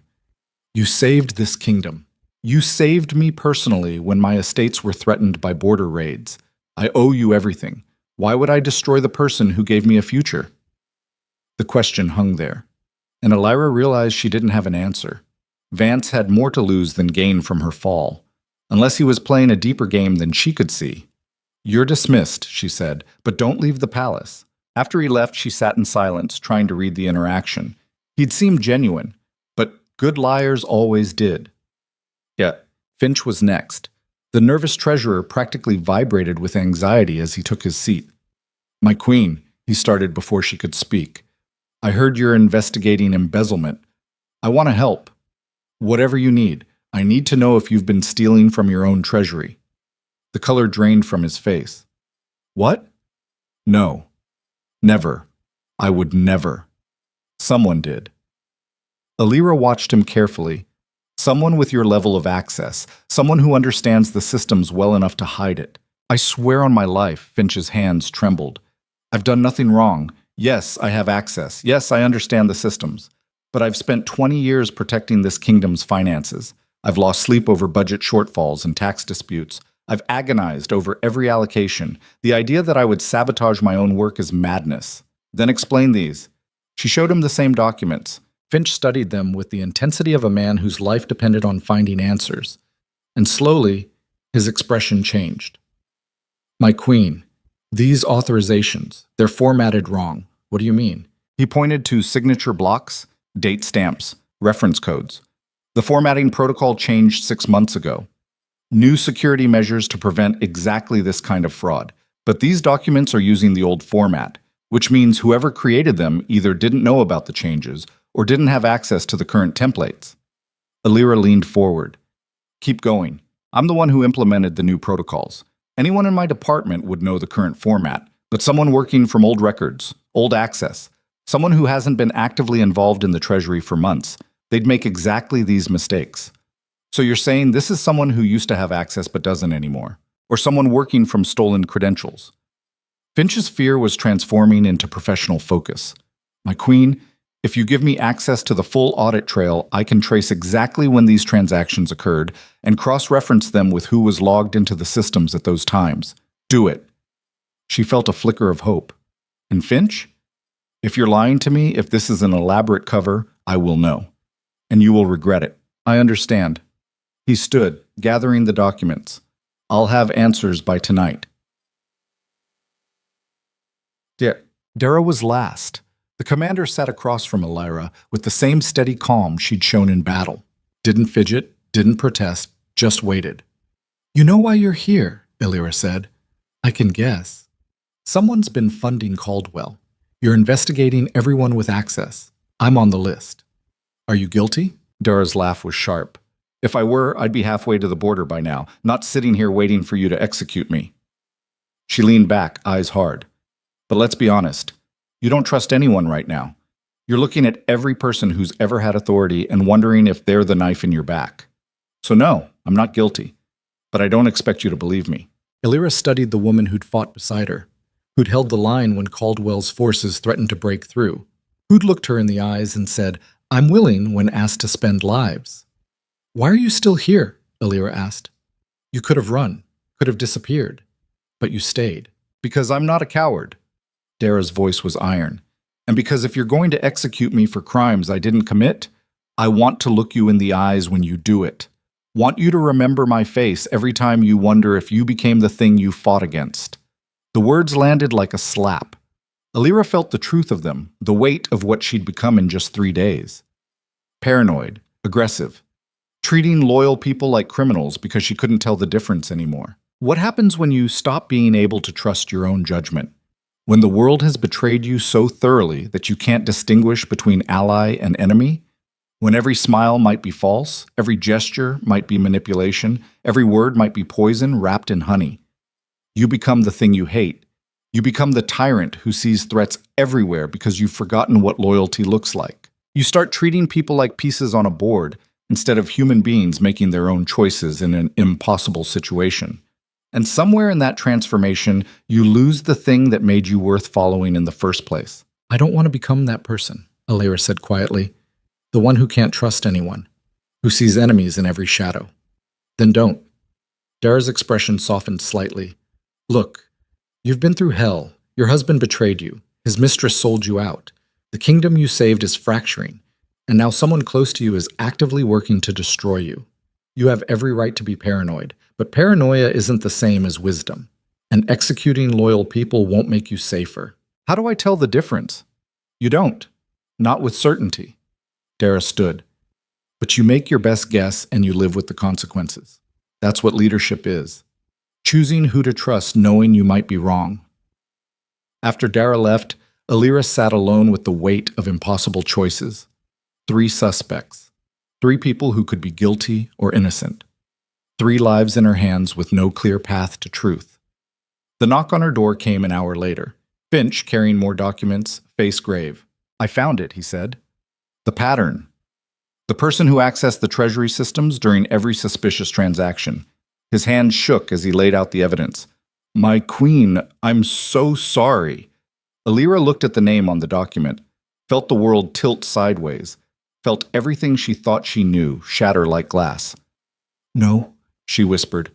"That's not possible. The evidence is clear." Finch's voice was heavy with grief. "I checked 3 times, cross-referenced every entry. It's definitive." The name staring back at her was impossible, unthinkable. Someone who'd been with her from the beginning. Someone she'd trusted absolutely. Someone who'd saved her life and earned her loyalty through years of service. Mara, her maid, her confidant, the woman who'd brought her wine during the worst nights. Who'd whispered encouragement when the court treated her like garbage. Who'd stood beside her through 12 years of humiliation and triumph. Mara had been embezzling for Caldwell. Had been the traitor all along. The evidence was devastating. Access logs showing Mara entering the Treasury offices during hours she should have been attending Illyra. Financial transfers authorized using stolen credentials traced back to Mara's quarters. Correspondence found hidden in her chambers detailing payments and instructions from Caldwell's network. And the final piece. The guards who'd died the night of Caldwell's escape. All 3 had been lured to their posts by messages supposedly from the Queen. Messages delivered by her personal maid. Illyra read the evidence until the words burned into her brain. Then she stood, walked to her chambers, and found Mara preparing her evening clothes. The woman looked up with her familiar smile. "My queen, I was just laying out your dinner attire. The blue or the green?" Illyra stared at her, at the face she'd trusted, the person she'd confided in, the woman who'd betrayed her more thoroughly than anyone. "Why?" The word came out broken. Mara's smile didn't falter. "My queen?" "Don't." Illyra's voice hardened. "Don't pretend. I know everything. The embezzlement, the escape, all of it. So just tell me why." For a moment, Mara just stood there. Then something shifted in her expression. The warmth drained away, replaced by something colder, harder. Because you were never going to win, she said simply. You're smart, competent, strong, but this kingdom was never going to let you be more than the plain queen doing the work. So when Caldwell offered me a future in a regime that would actually value my skills instead of treating me like furniture, I took it. You were my friend. I was your servant. Mara's voice was flat. And servants don't have friends. We have employers. People who use us and discard us when we're no longer useful. You're not special, Elira. You're just another noble who thought kindness was the same as equality. The words cut deeper than any blade, because there was truth in them. Elira had never thought about Mara's future beyond her service, had never considered that the woman might have ambitions, dreams, resentments of her own. She'd taken the loyalty for granted, assumed it was given freely, never questioned what might drive someone to betray. I trusted you, Elira said. That was your mistake. Mara moved toward the door, but guards were already there, blocking her exit. You think you're different from Alaric because you're competent instead of beautiful. But you're the same. You use people and call it partnership. You demand loyalty without offering real connection. You're just another ruler playing games with lives that don't matter to you. You helped murder 3 guards. They were in the way. Mara's expression didn't change. This kingdom is rotting from the inside. Caldwell's going to burn it down and build something new. Something where competence actually matters more than bloodlines. Where people like me don't have to spend our lives serving people like you. So you chose him.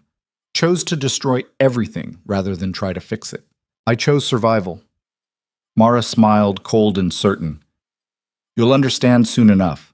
When Caldwell comes for you, when everyone you trust turns out to be using you, when you're alone in the ruins of everything you built, you'll understand that loyalty is a fairy tale. Power is the only thing that matters. The guards took her away. Elira stood in her chambers, surrounded by clothes Mara had chosen, furniture Mara had arranged, 12 years of small kindnesses that had all been lies. She'd been betrayed by her husband, by his mistress, by nobles and advisors, and now by the one person she'd thought was truly on her side. The isolation was complete, absolute, crushing. And somewhere in the darkness, Caldwell was laughing. The trial was swift. Mara confessed to everything. Embezzlement, conspiracy, accessory to murder. She stood before the court and detailed her crimes with the same efficient competence she'd once brought to Elira's service. The council demanded execution. The law was clear. Treason meant death. Elira sat on her throne and listened to them debate the method. Hanging, beheading, public or private, like they were discussing whether instead of ending a life. When they finally turned to her for judgment, she looked at Mara standing in chains, saw the woman who'd brought her wine on the worst nights, who'd whispered that the staff remembered her kindness, who'd been planning her destruction the entire time. Exile, Elira said. The court erupted. Protests. Objections. Arguments that mercy was weakness, that traitors needed to hang as examples. But Elira's voice cut through the chaos. She'll be stripped of all possessions and escorted to the border. If she ever returns, she'll be executed on sight. But I won't kill her. Your Majesty, Vance protested, the law demands. The law is mine to interpret. Elira's voice was ice. And I will not become the kind of ruler who executes people to prove a point. Exile. Final. Understanding the moment when you choose who you are is like standing at a crossroads in fog. Every direction looks the same. Every choice seems impossible. But you have to pick one and live with it forever. Elira could kill Mara, could watch her hang and feel nothing, could become the hard, merciless ruler fear demanded. Or she could choose mercy, could refuse to let betrayal turn her into something she'd hate, could hold on to the belief that power without humanity was just tyranny wearing a crown. Neither choice was right, neither was wrong, but one of them was who she wanted to be, and the other was who Caldwell wanted her to become. Mara was taken away. The court dispersed, whispering about weakness and foolish mercy. Alaric approached slowly. That was either the wisest thing you've ever done or the most naive. I don't know which, Elira admitted, but I know I'm not willing to kill someone just to prove I can, even when they betrayed you. Especially then. She looked at him. Because if I start killing everyone who betrays me, where does it stop? You? The council? Anyone who's ever doubted me? I become the monster to prevent the monster, and the kingdom burns either way. Alaric studied her for a long moment. You're stronger than me. No, just tired of becoming what I hate. Chenzi Chokski. That night, Chen came to her with final reports. We've swept the entire palace. Found 3 more of Caldwell's agents. All servants. All in positions where they could observe and report. They're in custody. Execute them, Illyra said flatly. Chen blinked. My queen? They're soldiers, spies. That's different from Mara.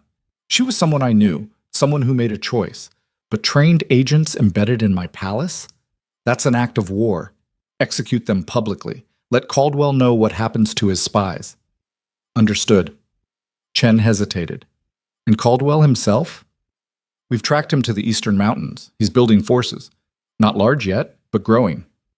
How long before he's ready to move? Weeks. Maybe a month. Then we have time. Illyra stood, moved to the window. Time to shore up alliances. Time to rebuild trust. Time to prepare for the war that's coming.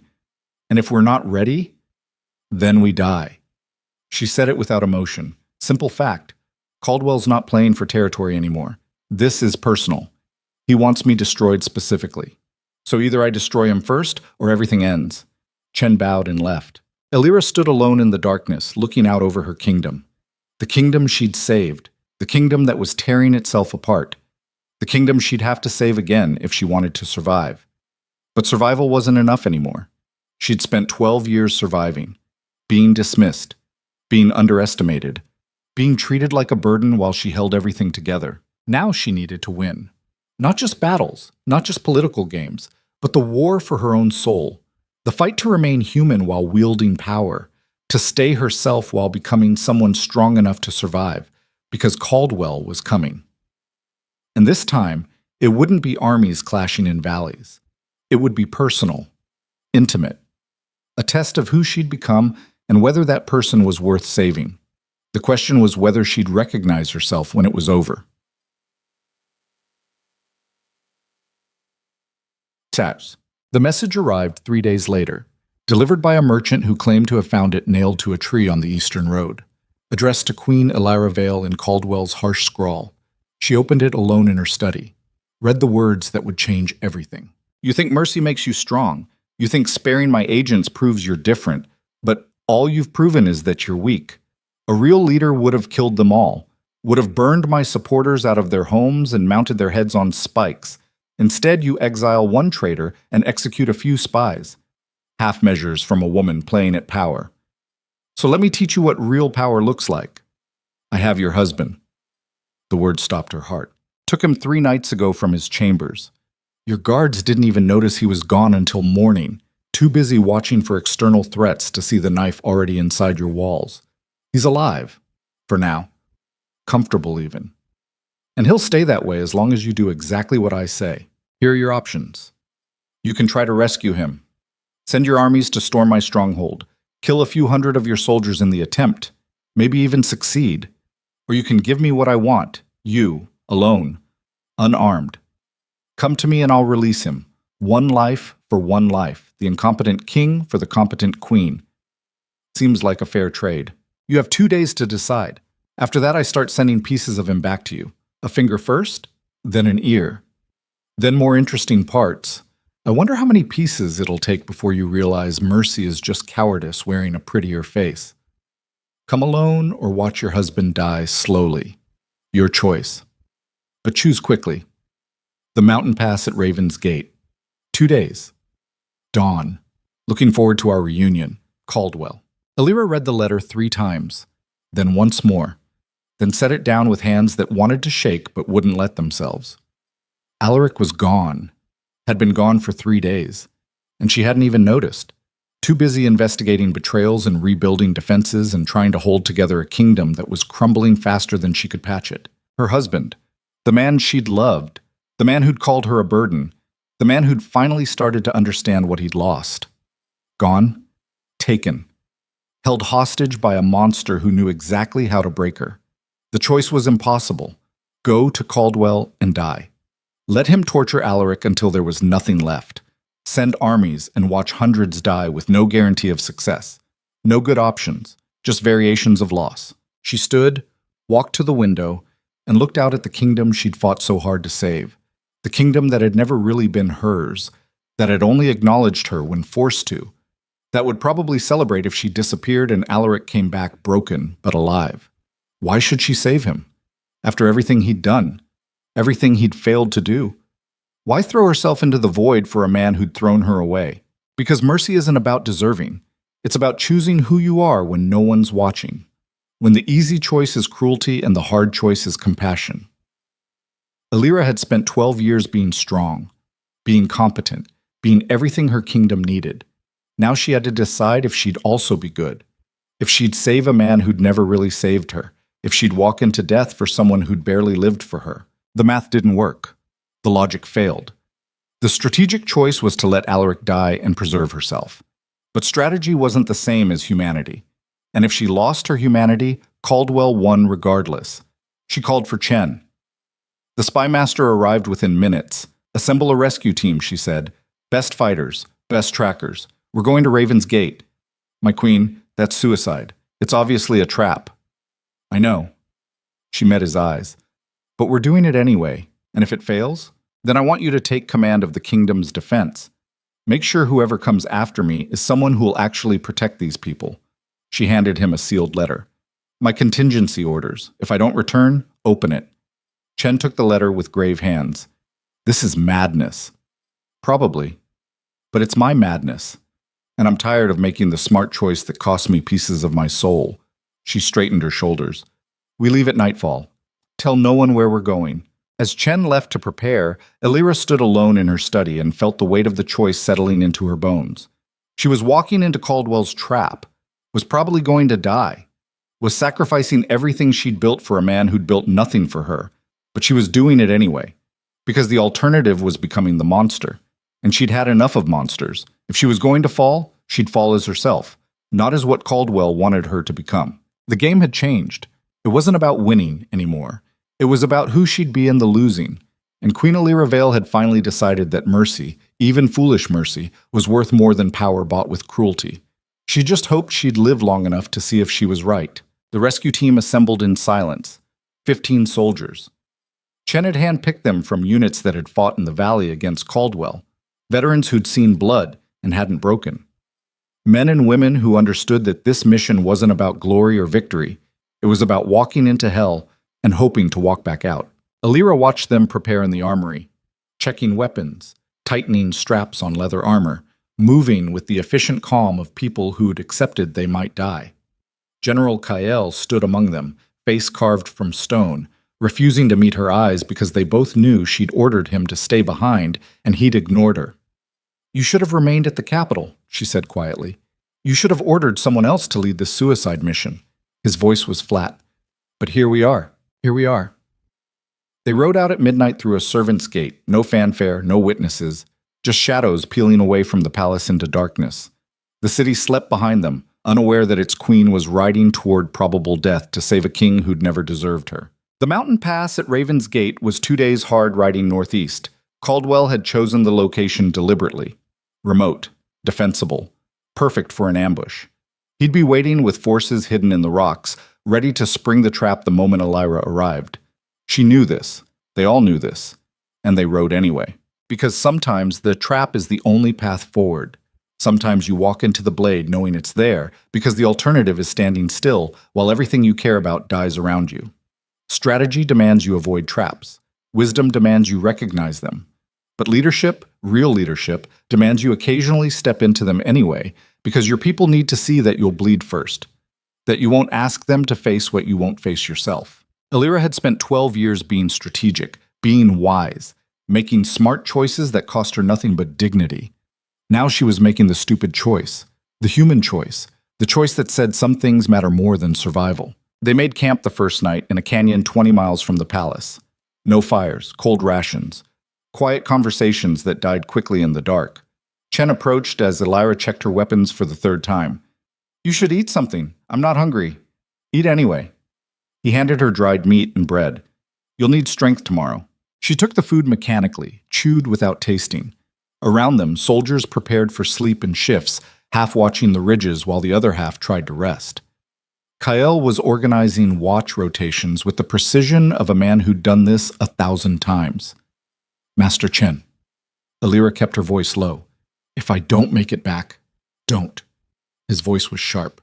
Don't say goodbye. It makes it real. It is real. We both know what we're walking into. Chen was silent for a moment, then, when I first came to the palace 23 years ago, your husband's father was king. He was brilliant, ruthless, strong, everything a ruler should be. And he died alone, poisoned by his own paranoia, trusting no one. His expression was hidden in shadows. When you became queen, I watched you build something different. Loyalty earned instead of demanded, power through competence instead of fear. I thought maybe you'd break the cycle.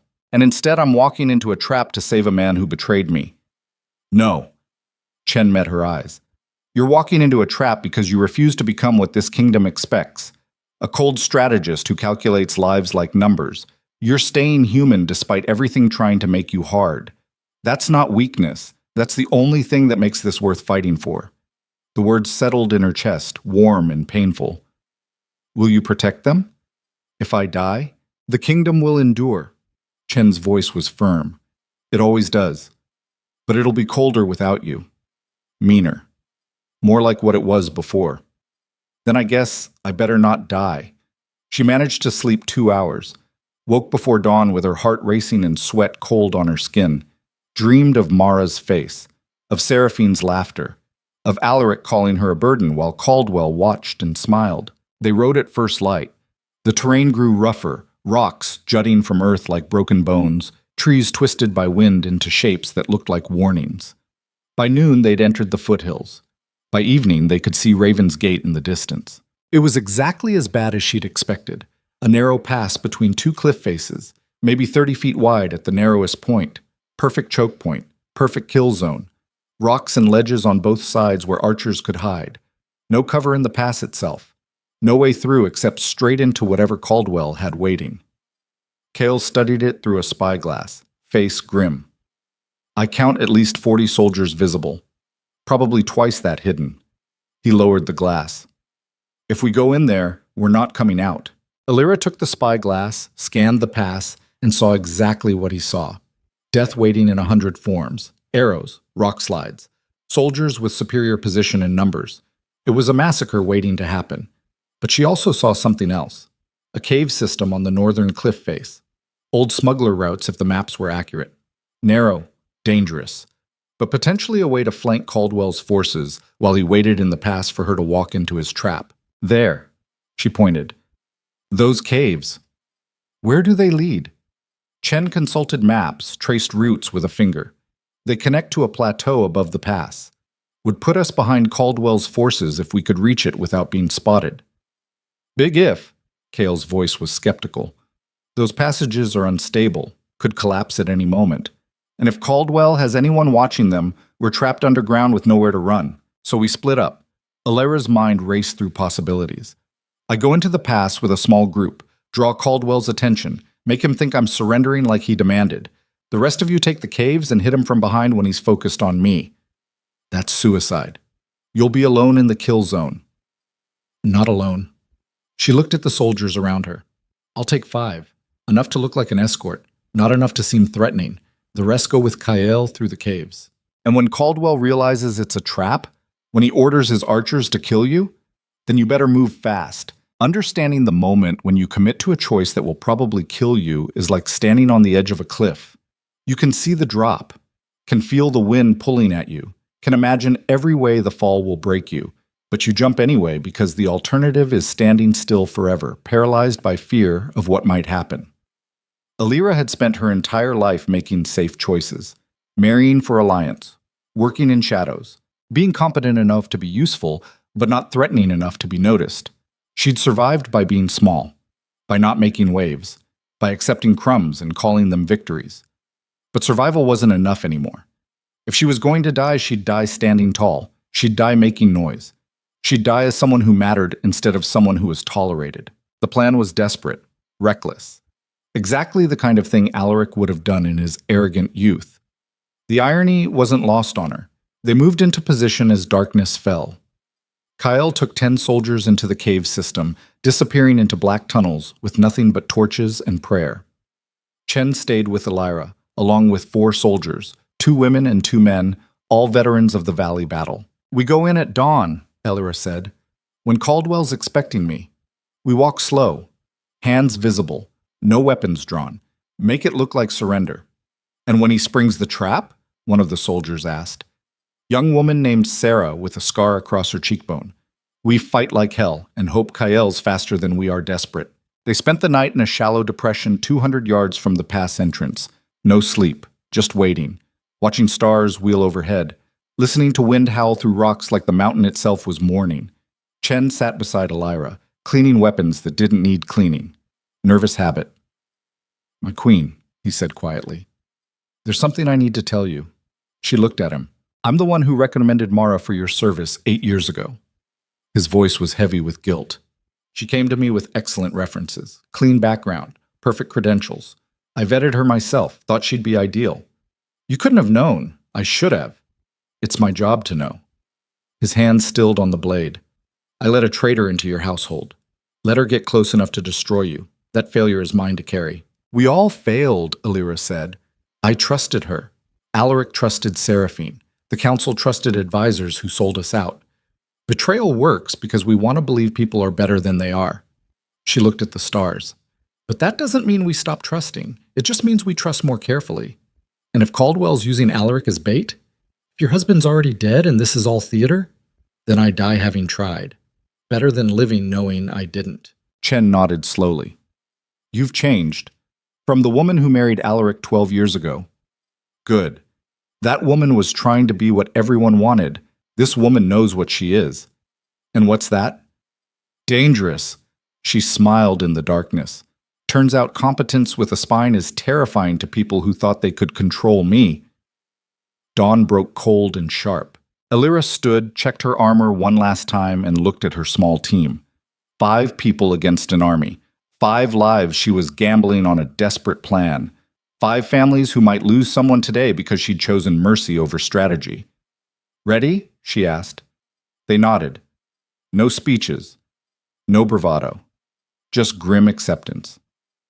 They walked toward the pass as the sun climbed. Slow steps, hands away from weapons, looking exactly like a queen coming to surrender. The pass swallowed them like a throat. Cliffs rose on both sides, blocking the sun, turning morning into twilight. Elira's boots crunched on gravel. Her heart hammered so hard she could feel it in her teeth. Every shadow could hide an archer. Every rock could be the last thing she saw. They reached the center of the pass, stopped, waited, and Caldwell emerged from the shadows like a predator. He looked different from the battle, cleaner, almost noble in dark leather armor that fit him like it had been made for royalty. His soldiers filed out behind him, 30 visible, more in the rocks above, all armed, all watching. "Queen Elira." His voice echoed off stone. "I'm impressed. Didn't think you'd actually come." "Where's my husband?" Not a question, a demand. Caldwell smiled. "Safe, comfortable even." "I keep my word. Prove it." He gestured. Soldiers dragged Alaric forward. The king looked rough, bruised and filthy, but alive. His eyes found Elira's across the pass, and she saw relief and shame and fear tangled together. "Satisfied?" Caldwell asked. "Barely. Let him go, after we talk." Caldwell moved closer, closing the distance between them to 20 feet. "You know why you're here. You demanded I surrender myself. I demanded you face reality." He spread his arms. "Look around. I have you surrounded. I have your husband. I have supporters in your capital ready to rise the moment word of your death reaches them. This kingdom is mine. The only question is how much blood we spill making it official. And you think I'll just hand it over? Walk to my execution to spare lives? I think you're tired." Caldwell's voice was almost gentle. "Tired of fighting. Tired of being underestimated. Tired of holding together a kingdom that never appreciated you. I'm offering you peace. A quick death. Honorable even. In exchange, I let your soldiers live. Let your husband live. The kingdom transitions smoothly instead of drowning in civil war. You want me to surrender so you can murder me cleanly. I want you to accept the inevitable. You're brilliant, Probably the smartest person in this entire kingdom. But brilliance isn't enough when the world's stacked against you. You've been fighting that truth your whole life. Time to stop. There's a seduction in surrender. In the idea that you can stop fighting, stop clawing for every inch, stop bleeding yourself dry, trying to hold everything together. It whispers that rest is possible if you just let go, that peace lives on the other side of giving up. Caldwell was offering her that seduction wrapped in logic. He'd positioned it as wisdom instead of defeat, made it sound like strength to acknowledge impossible odds instead of insanity to keep fighting them. And part of Elira, the part that had carried 12 years of humiliation and betrayal and grinding work, wanted to take it, wanted to close her eyes and let someone else carry the weight. But surrender was just another word for erasure, and she'd been erased enough. No. The word came out hard as iron. Caldwell's expression flickered. No? You want me to believe this is inevitable, that I should accept defeat gracefully. But here's what you don't understand. Elira took a step forward. I've been accepting things my whole life, accepting that I wasn't beautiful enough, accepting whispers and dismissal and being treated like furniture, accepting that competence wasn't worth respect. And every time I accepted, I got smaller, quieter, more invisible. So no, Caldwell, I'm done accepting. If you want this kingdom, you'll have to take it from my cold, dead hands. And I promise you, I'll make that as expensive as possible. Brave words from a woman surrounded by my soldiers. Brave words from a woman who knows what she is. She smiled, sharp and dangerous. You think I walked into your trap blind?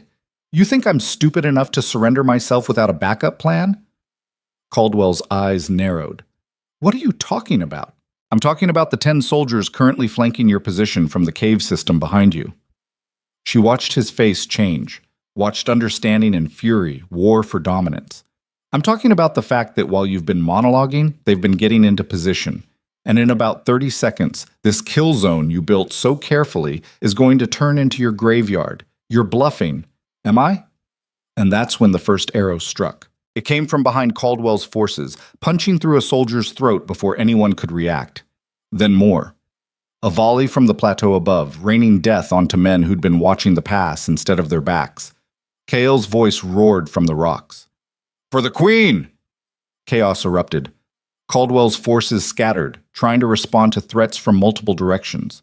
Elira's small team drew weapons, no longer pretending surrender. Steel met steel with sounds like the world breaking.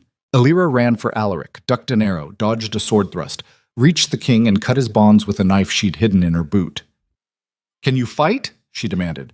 Do I have a choice? No. She shoved a sword into his hands and turned to face Caldwell. The Lord was pushing through the chaos toward her, murder in his eyes, sword already bloody. You stupid woman, he snarled. You've killed us all. Better than dying on my knees. They fought in the center of the pass while battle raged around them. Caldwell was strong, fast, skilled from years of warfare. Elira was desperate, angry, fighting with 12 years of accumulated rage. She'd never been trained for this, had no technique, no form, just fury and the will to survive. Caldwell drove her back, blade scoring her armor, drawing blood from her shoulder. Pain bloomed hot and sharp. You can't win, he panted. Even if you kill me, my supporters will tear your kingdom apart. Then I'll die fighting them too. She lunged, caught him across the ribs. Not deep, but enough to make him stumble. Around them, Kael's forces were pressing hard. The ambush had worked. Caldwell's men, caught between the pass and the plateau, were being systematically destroyed. But they were fighting back viciously. Bodies littered the ground. Blood turned gravel to mud. Sarah went down with an arrow in her chest. Chen fought like a demon, protecting Alaric's flank. One of Caldwell's soldiers nearly took the king's head off before Kael appeared and drove a spear through the man's gut. Understanding what it means to fight for something beyond survival is like discovering a new kind of strength. When you're fighting just to live, you hold back. You protect yourself. You calculate risks and preserve energy for the next threat. But when you're fighting for something that matters more than your life, all those calculations disappear. You spend everything, burn every reserve, because winning is the only acceptable outcome even if it costs you everything. Elira was fighting with that knowledge, fighting like a woman who'd finally found something worth dying for. Not the kingdom, not the throne, but the right to stand tall and be seen, to matter, to prove that competence with courage was worth more than beauty or birthright. Caldwell was tiring. She could see it in the way his strikes came slower, could feel it in the desperation entering his movements. He'd bet everything on this trap, and it was collapsing around him. "Yield," Elira said. "Call your men off, and I'll spare your life." He laughed, bitter and broken. "Spare me?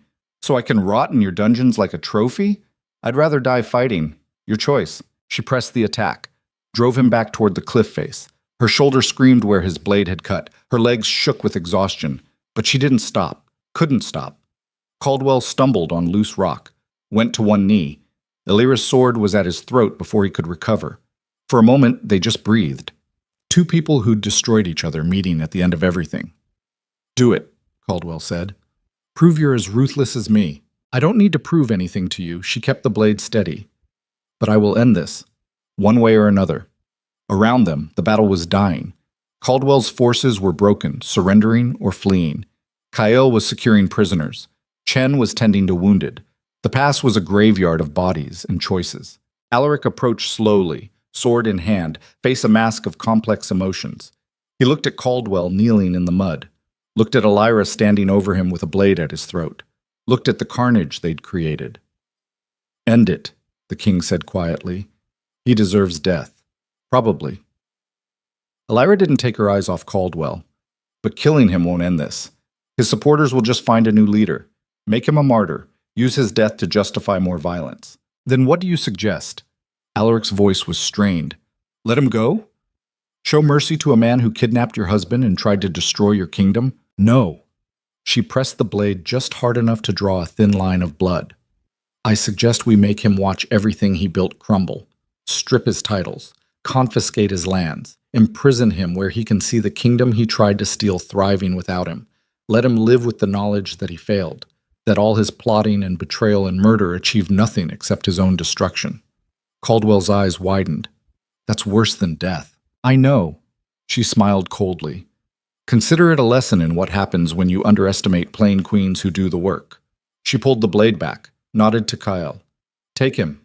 Maximum security. I want him alive and aware of every day he spends in chains." As soldiers dragged Caldwell away, still cursing, still raging, Elira finally lowered her sword. Her hands were shaking. Her shoulder was bleeding. Her entire body felt like it had been beaten with hammers. But she was alive. They were alive. And the kingdom had survived another day.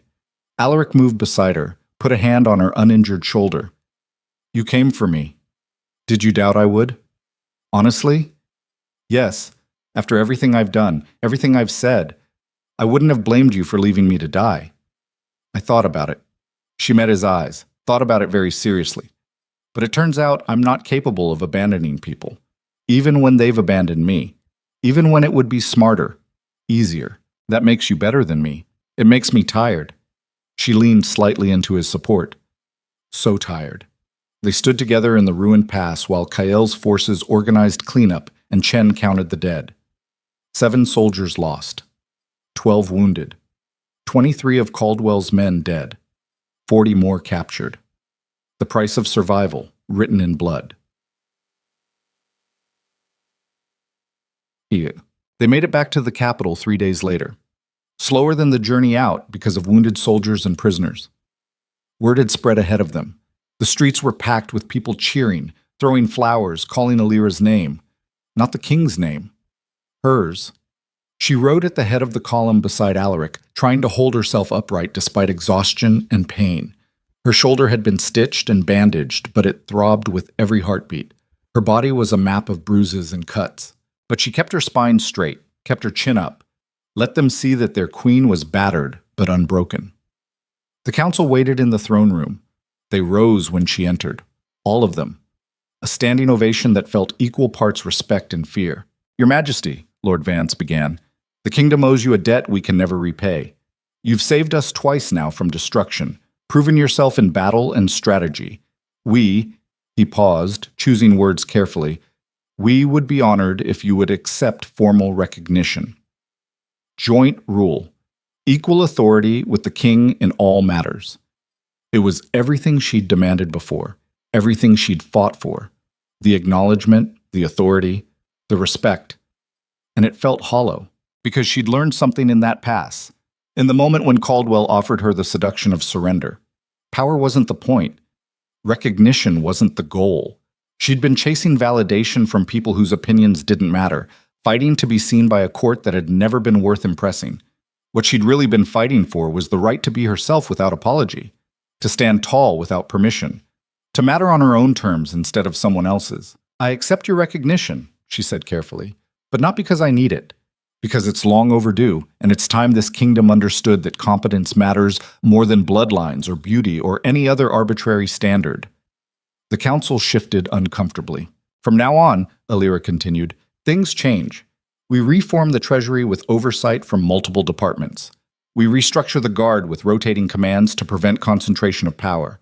We establish term limits for advisory positions, and we create pathways for capable people to rise regardless of birth."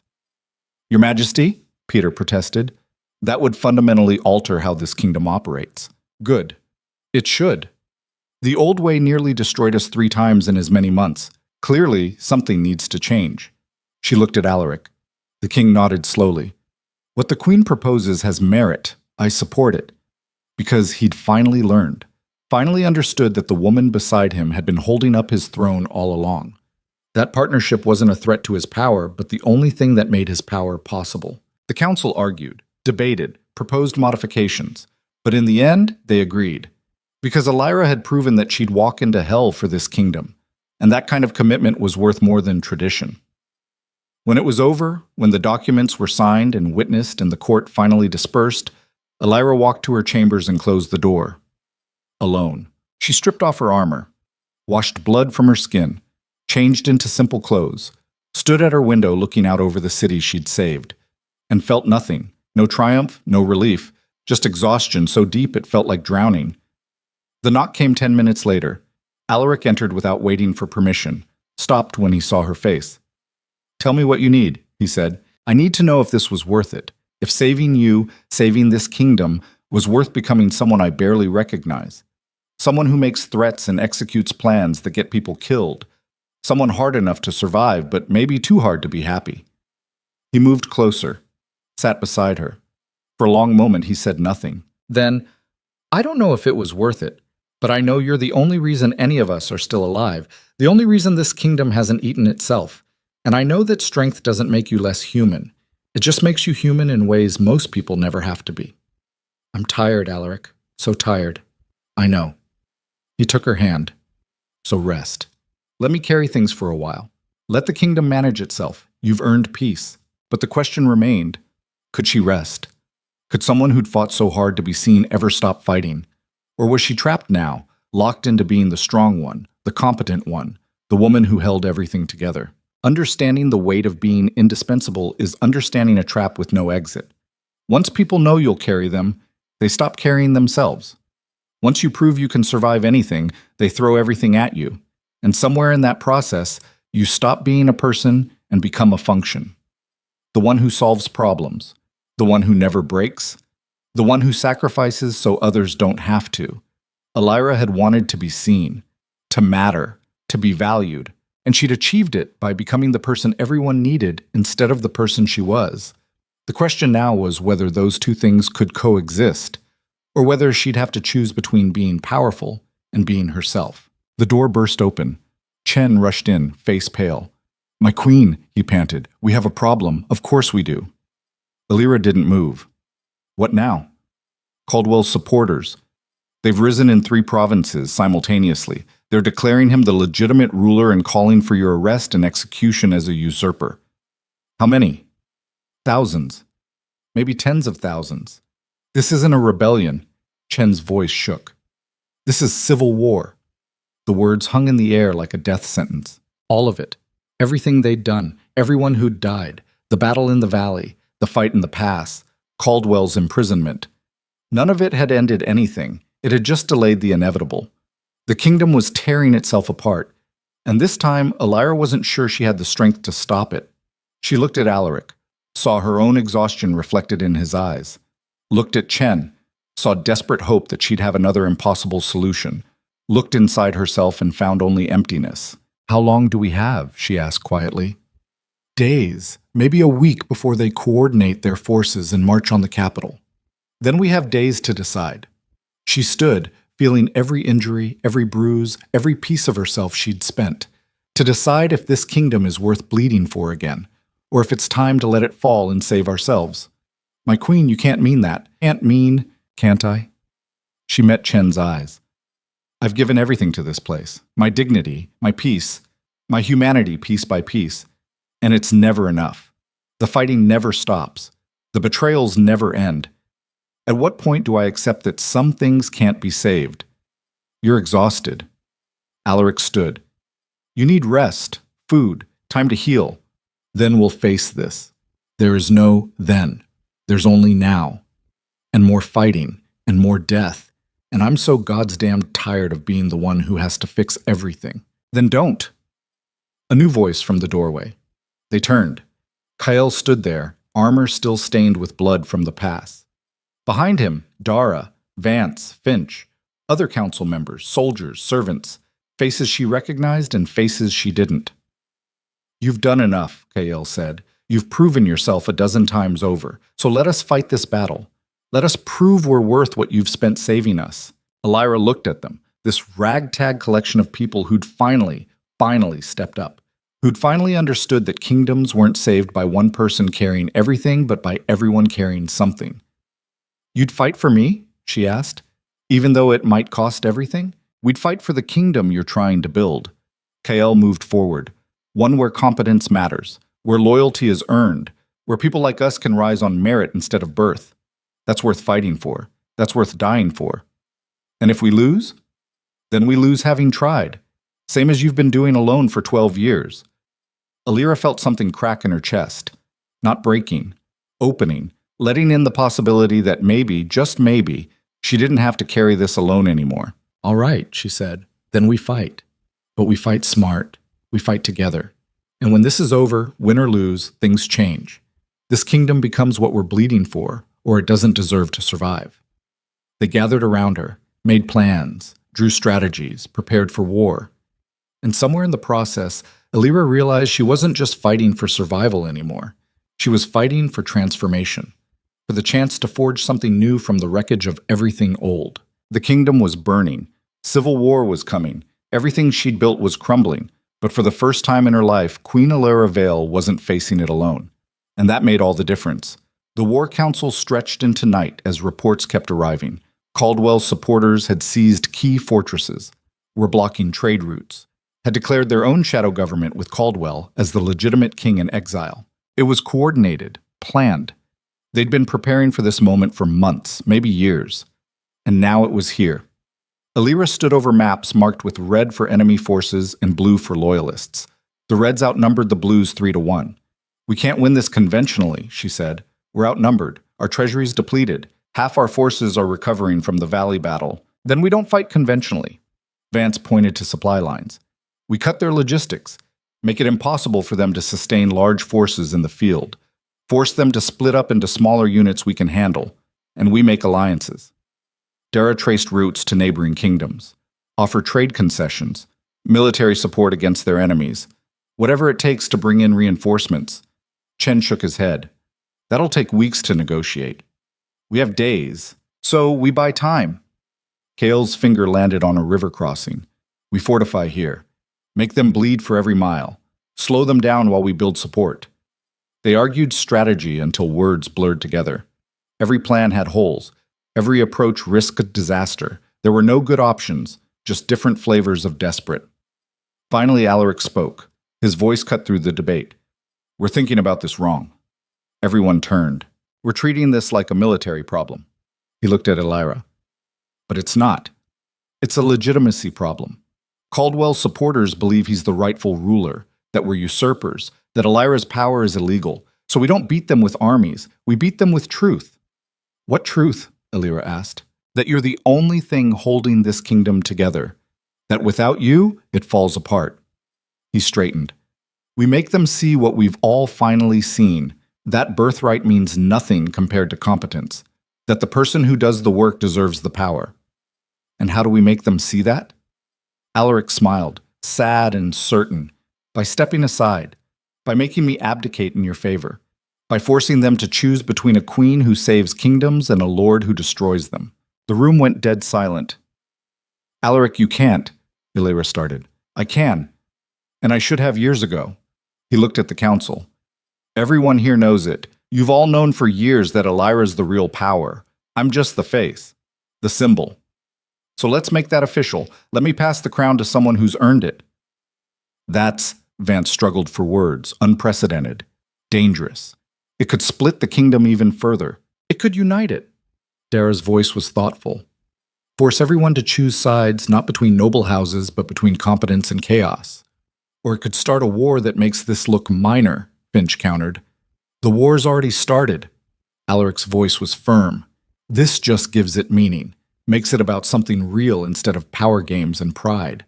Illyra looked at him, saw genuine conviction, saw a man finally understanding what he should have understood 12 years ago. You'd really do this? She asked. Give up your crown? It was never really mine, he smiled. You've been wearing it all along. I was just keeping it warm. Understanding the moment when someone finally sees you is like coming up for air after drowning. All the years of being invisible, of being dismissed, of being treated like you don't matter, suddenly reversed in one clear moment of recognition. Alaric was offering her what she'd fought for her entire life. Not just acknowledgement, not just partnership, but the crown itself. The symbol that would force everyone to see what they'd been refusing to see. That competence mattered more than bloodlines.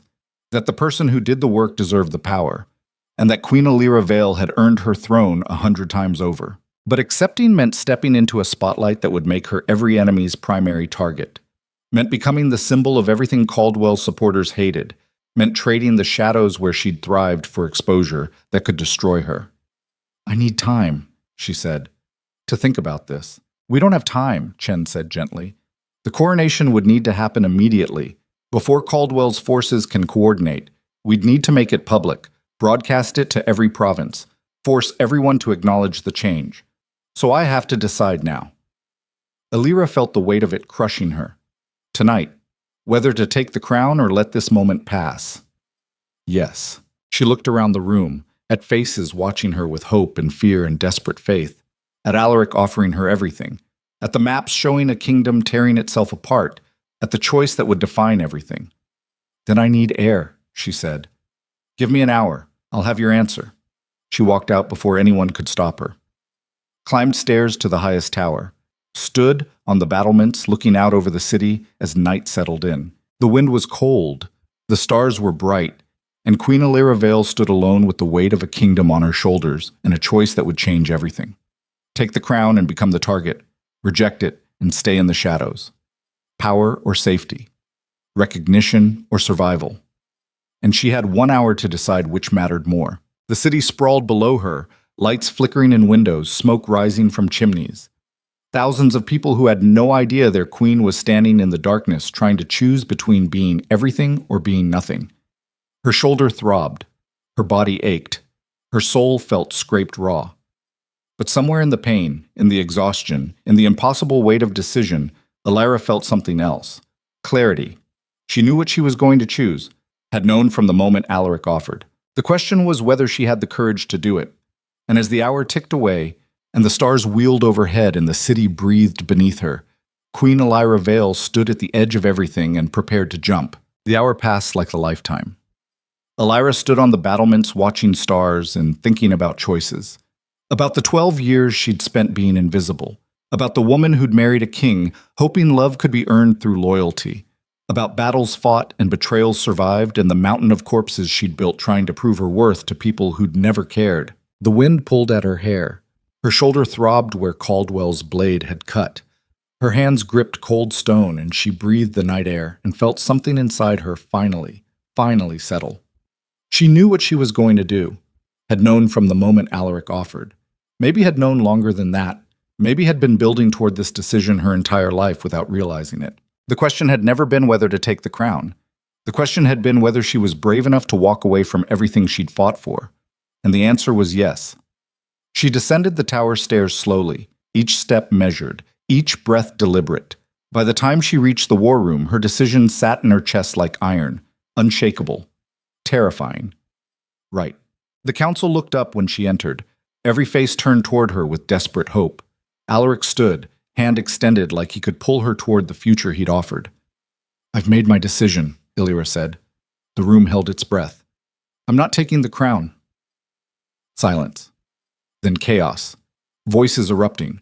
Protests and questions and desperate arguments. Chen looking stricken, Kyle's face going hard, Dara shaking her head like she couldn't believe what she'd heard. Alaric moved through the noise to stand in front of her. "You can't mean that." "I do." Her voice cut through the room. "I mean it completely. After everything, after fighting so hard to be recognized, you're just going to walk away?" "I'm not walking away." She looked at the council, at the maps, at the kingdom tearing itself apart. "I'm choosing differently, choosing something I should have chosen years ago." "Which is what?" Vance's voice was strained. "Myself." Illyra felt the truth of it settling. For 12 years, I've been fighting to be seen by people whose opinions don't matter, fighting to prove my worth to a kingdom that only valued me when it needed something. I've bled myself dry trying to earn respect that should have been freely given, and I'm done. I'm done performing, done sacrificing, done being the competent queen who holds everything together while everyone else plays power games. "Then what are you saying?" Alaric's face was pale. "That you're leaving? Abandoning us?" "I'm saying I'm choosing a different kind of power. The kind that doesn't come from crowns or titles or recognition. The kind that comes from knowing who you are and refusing to compromise that for anything. Understanding the moment when you realize that external validation is a trap takes a lifetime. You spend years thinking that if you just work hard enough, prove yourself thoroughly enough, sacrifice deeply enough, people will finally see you, will finally acknowledge your worth, will finally give you the respect you deserve. But it never happens. Because the people whose respect you're chasing don't value what you offer. They value what they understand. Beauty, birthright, the things that come easily to them. And you can kill yourself trying to earn what they'll never freely give. Or you can stop performing, stop begging, stop sacrificing pieces of yourself for scraps of acknowledgement. You can choose to value yourself even when nobody else does. And that choice, that singular act of self-recognition, is more powerful than any crown. "You're making a mistake," Chen said quietly. "The kingdom needs you. The kingdom needs to learn to function without one person holding everything together." She looked at each of them. "I've done the work. Restructured the treasury, reformed the guard, created systems that don't depend on one competent person sacrificing everything. Now you get to prove those systems work. You get to stand up and be the leaders I've been covering for. And the Civil War?" Kale's voice was hard. "The forces marching on us right now, fight them. Win or lose on your own merit instead of hiding behind mine." She felt the weight lifting as she spoke. "I'll help you plan. I'll advise. But I'm done being the shield you hide behind when things get hard." Alaric grabbed her arm. Not rough, desperate. "Illyra, please, I'm offering you everything. The crown. The power. The recognition you've earned 100 times over. Don't throw it away." "I'm not throwing it away." She pulled free gently. "I'm choosing something worth more. My peace. My humanity. The parts of myself I've been sacrificing to hold up a kingdom that never asked if I wanted to carry it." His eyes were wet. "I need you." "No. You need to learn to stand on your own." She cupped his face with one hand. "For 12 years I've been your competence, your strategy, your backbone. And it's made you weak, made you dependent. This is your chance to become the king you should have been all along. Don't waste it. What if I can't? What if I fail? Then you fail, and you learn from it. Or you don't, and the kingdom finds someone better. Either way, it's not my problem anymore." She turned to address the full council. "I'll stay through the week, help you coordinate defenses, make sure the transition is stable. But after that, I'm leaving the capital, going somewhere quiet, somewhere I can remember who I was before I became what everyone needed." "Where will you go?" Dara asked. "I don't know yet. Somewhere the name Illyra Vale doesn't mean anything. Somewhere I can be plain and unremarkable and perfectly happy with both." "This is madness," Vance protested. "You're the best strategic mind in the kingdom. Walking away now is suicide. For you, maybe. For me, it's survival." She smiled, sad and certain. "I've been dying by inches for 12 years, sacrificing pieces of myself to keep this place running. Now I'm choosing to live. Even if that means watching from a distance while you figure out how to function without me." The council argued, pleaded, offered compromises, more power, better titles, anything to make her stay.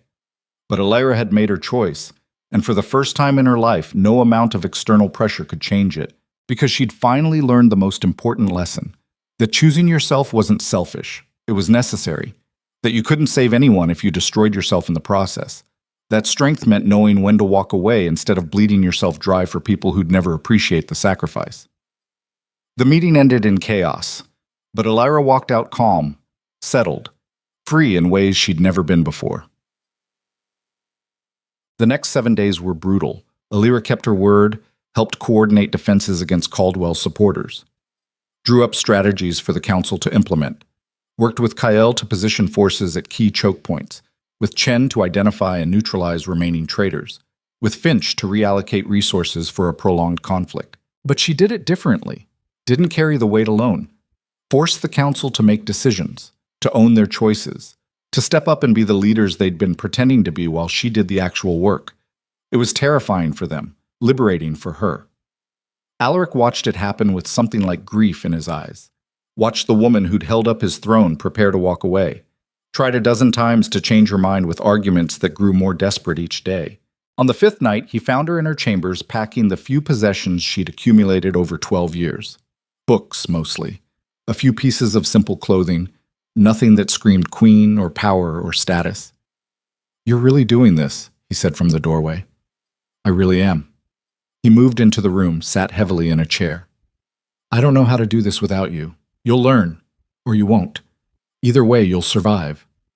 "Will I?" His voice cracked. "Will the kingdom?" "Probably. People are more resilient than you think."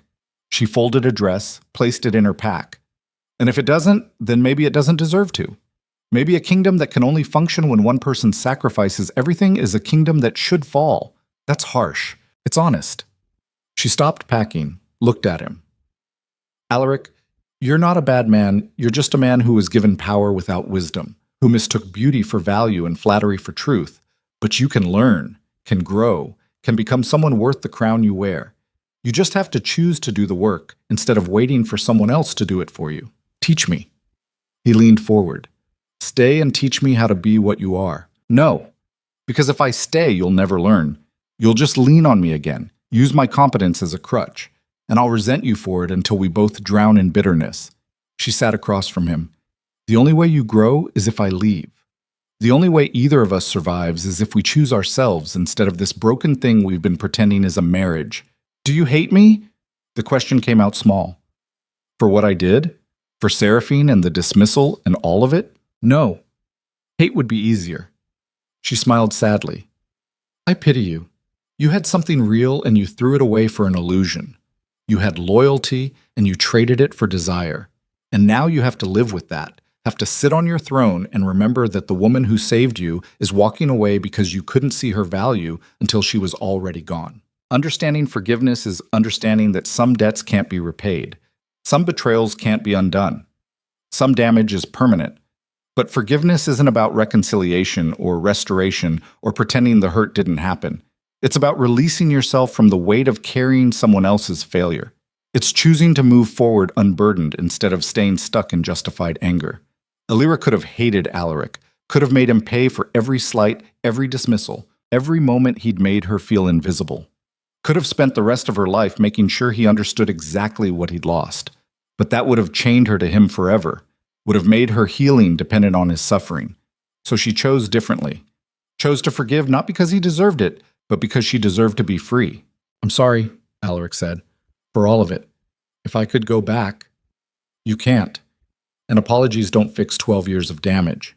She stood. "But you can do better going forward. Can be someone future people don't need to forgive. That's all any of us can do." He left eventually, shoulders bent, face older than his years, looking like a man who'd finally understood the weight of consequences. And Elira went back to packing. But the coronation happened on the 6th day. Not Elira's coronation, Alaric's. A recommitment ceremony where the king reaffirmed his vows to the kingdom, promised to rule with wisdom instead of whim, to value competence over birthright, to build the kind of realm Elira had been trying to create all along. She attended because the council begged her to. Stood at the back of the throne room in simple clothes, watching Alaric speak words she'd helped him write. watching the court react with hope and skepticism in equal measure. When it was over, he looked for her in the crowd. Their eyes met across the room. He raised a hand. Not a wave. Just acknowledgement, gratitude. Goodbye. She nodded once and walked out. That night, Chen found her in the stables checking her horse. A simple mare, sturdy and reliable. Nothing flashy. Perfect for disappearing. The spy master approached quietly. I had them prepare supplies, food for 2 weeks, maps, enough coin to start over somewhere new. Thank you. Where will you go? South, maybe. Somewhere with ocean. I've never seen the ocean. She tightened the saddle, checked straps. Somewhere I can wake up and not have to be strong or competent or strategic. Somewhere I can just be. Chen was quiet for a moment. I've served this kingdom for 23 years. Watched kings and queens rise and fall. Watched good people destroy themselves for power and bad people thrive on cruelty. And in all that time, I've never seen anyone like you. Someone who walked away from power because they valued themselves more. Is that a compliment or criticism? Both. He smiled. The kingdom would be better if you stayed, but you'll be better if you leave. And I think, after everything, you've earned the right to choose yourself. What will you do? After I'm gone? My job, Chen's voice was firm. Protect what we've built. Make sure your reforms survive. Try to keep these fools from destroying themselves now that you're not here to save them. Good luck with that. I'll need it. He held out a sealed letter. For when you're settled, when you've found peace. Open it then. Not before. She took the letter, felt its weight. What is it? A reminder. That what you did mattered. That even if the kingdom forgets, some of us never will. Tears stung her eyes. She blinked them back. Thank you, Chen. For everything. Thank you, Your Majesty. For showing us what real strength looks like. He bowed, deep and genuine, then walked away. Alira stood in the stables with her packed horse and a letter she wouldn't open for months, and felt the last chains falling away. She was really doing this, really walking away from everything she'd fought for, really choosing the quiet unknown over the loud familiar. And it felt like flying. She left at dawn on the 7th day.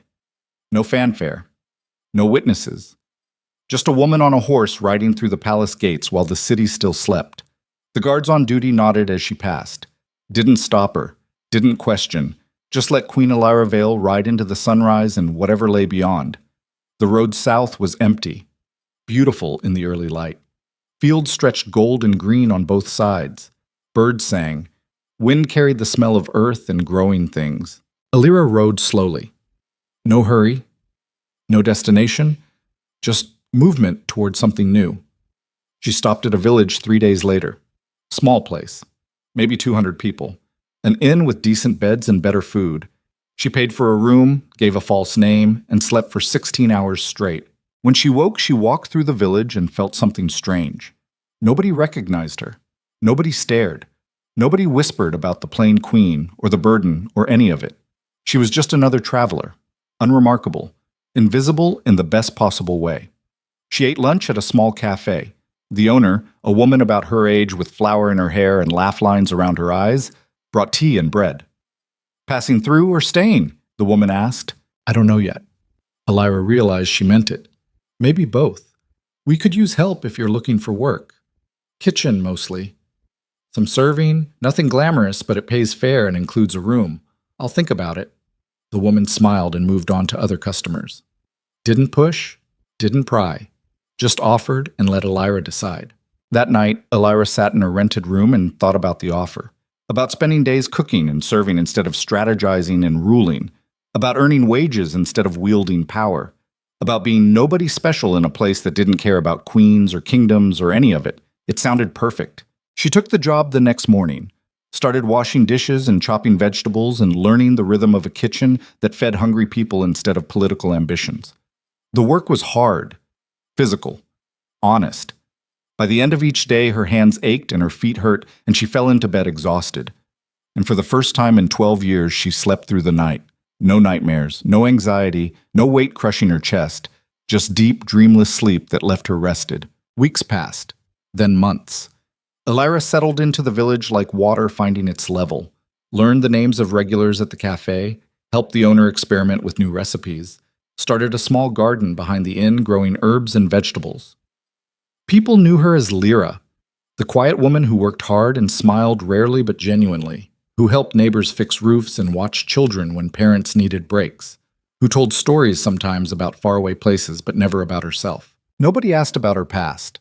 Nobody cared about her scars or the way she sometimes woke at night reaching for weapons that weren't there. They just accepted her as she was. Plain. Unremarkable. Exactly enough. Understanding what it means to be enough is understanding that you were never insufficient. The world lied to you. Told you that you needed to be more beautiful, more charming, more whatever arbitrary standard it had invented to keep you chasing validation. But those standards were always false, always designed to make you feel lacking. So you'd keep performing, keep sacrificing, keep destroying yourself trying to earn worth that should have been inherent. Being enough means recognizing that lie, rejecting it, choosing to value yourself based on your own standards instead of someone else's. It means waking up in a small village, working a simple job, and feeling more powerful than you ever did wearing a crown. Because this power is yours, unchosen by others, ungiven by circumstance, just the quiet strength of knowing who you are and being content with that. 6 months after leaving the capital, Alira finally opened Chen's letter. She sat on a hill overlooking the ocean she'd ridden so far to see. Waves crashed below. Salt wind tangled her hair. And she broke the seal. The letter was short, written in Chen's precise hand. Your Majesty, by the time you read this, I hope you've found the peace you deserve. I hope the world is treating you with the gentleness you were denied for so long. I hope you've remembered how to smile without calculation and sleep without nightmares. I write to tell you that your reforms are holding. The kingdom struggles, yes. We've had setbacks and challenges and moments where everything nearly collapsed. But we survive. Because you built systems that work. Because you trained people to think instead of just obey. Because you planted seeds that are growing even in your absence. Alaric is learning, slowly, with many stumbles. But he's trying, actually listening to advisors, making decisions based on wisdom instead of ego. He'll never be what you were, but he's becoming something better than what he was. And that's enough. The Civil War ended 3 weeks after you left. Caldwell's supporters fractured without unified leadership. Most surrendered when offered amnesty. A few diehards remain in the mountains, but they're raiders, not a real threat. The kingdom is healing, not healed, but healing. We miss you. I miss you. But I'm glad you left. Glad you chose yourself. Because watching you destroy yourself to save us was like watching the sun burn itself out to give us light. Beautiful and terrible and ultimately unsustainable. Wherever you are, whatever you're doing, know that you mattered. That the kingdom you saved remembers. That the systems you built endure. That the people you protected are thriving. And know that you were always enough. Always worthy. Always deserving of the recognition that came too late. May you find peace, Your Majesty. You earned it 1,000 times over. Your servant and friend, Chen. Alira read the letter 3 times, then folded it carefully and tucked it into her pocket.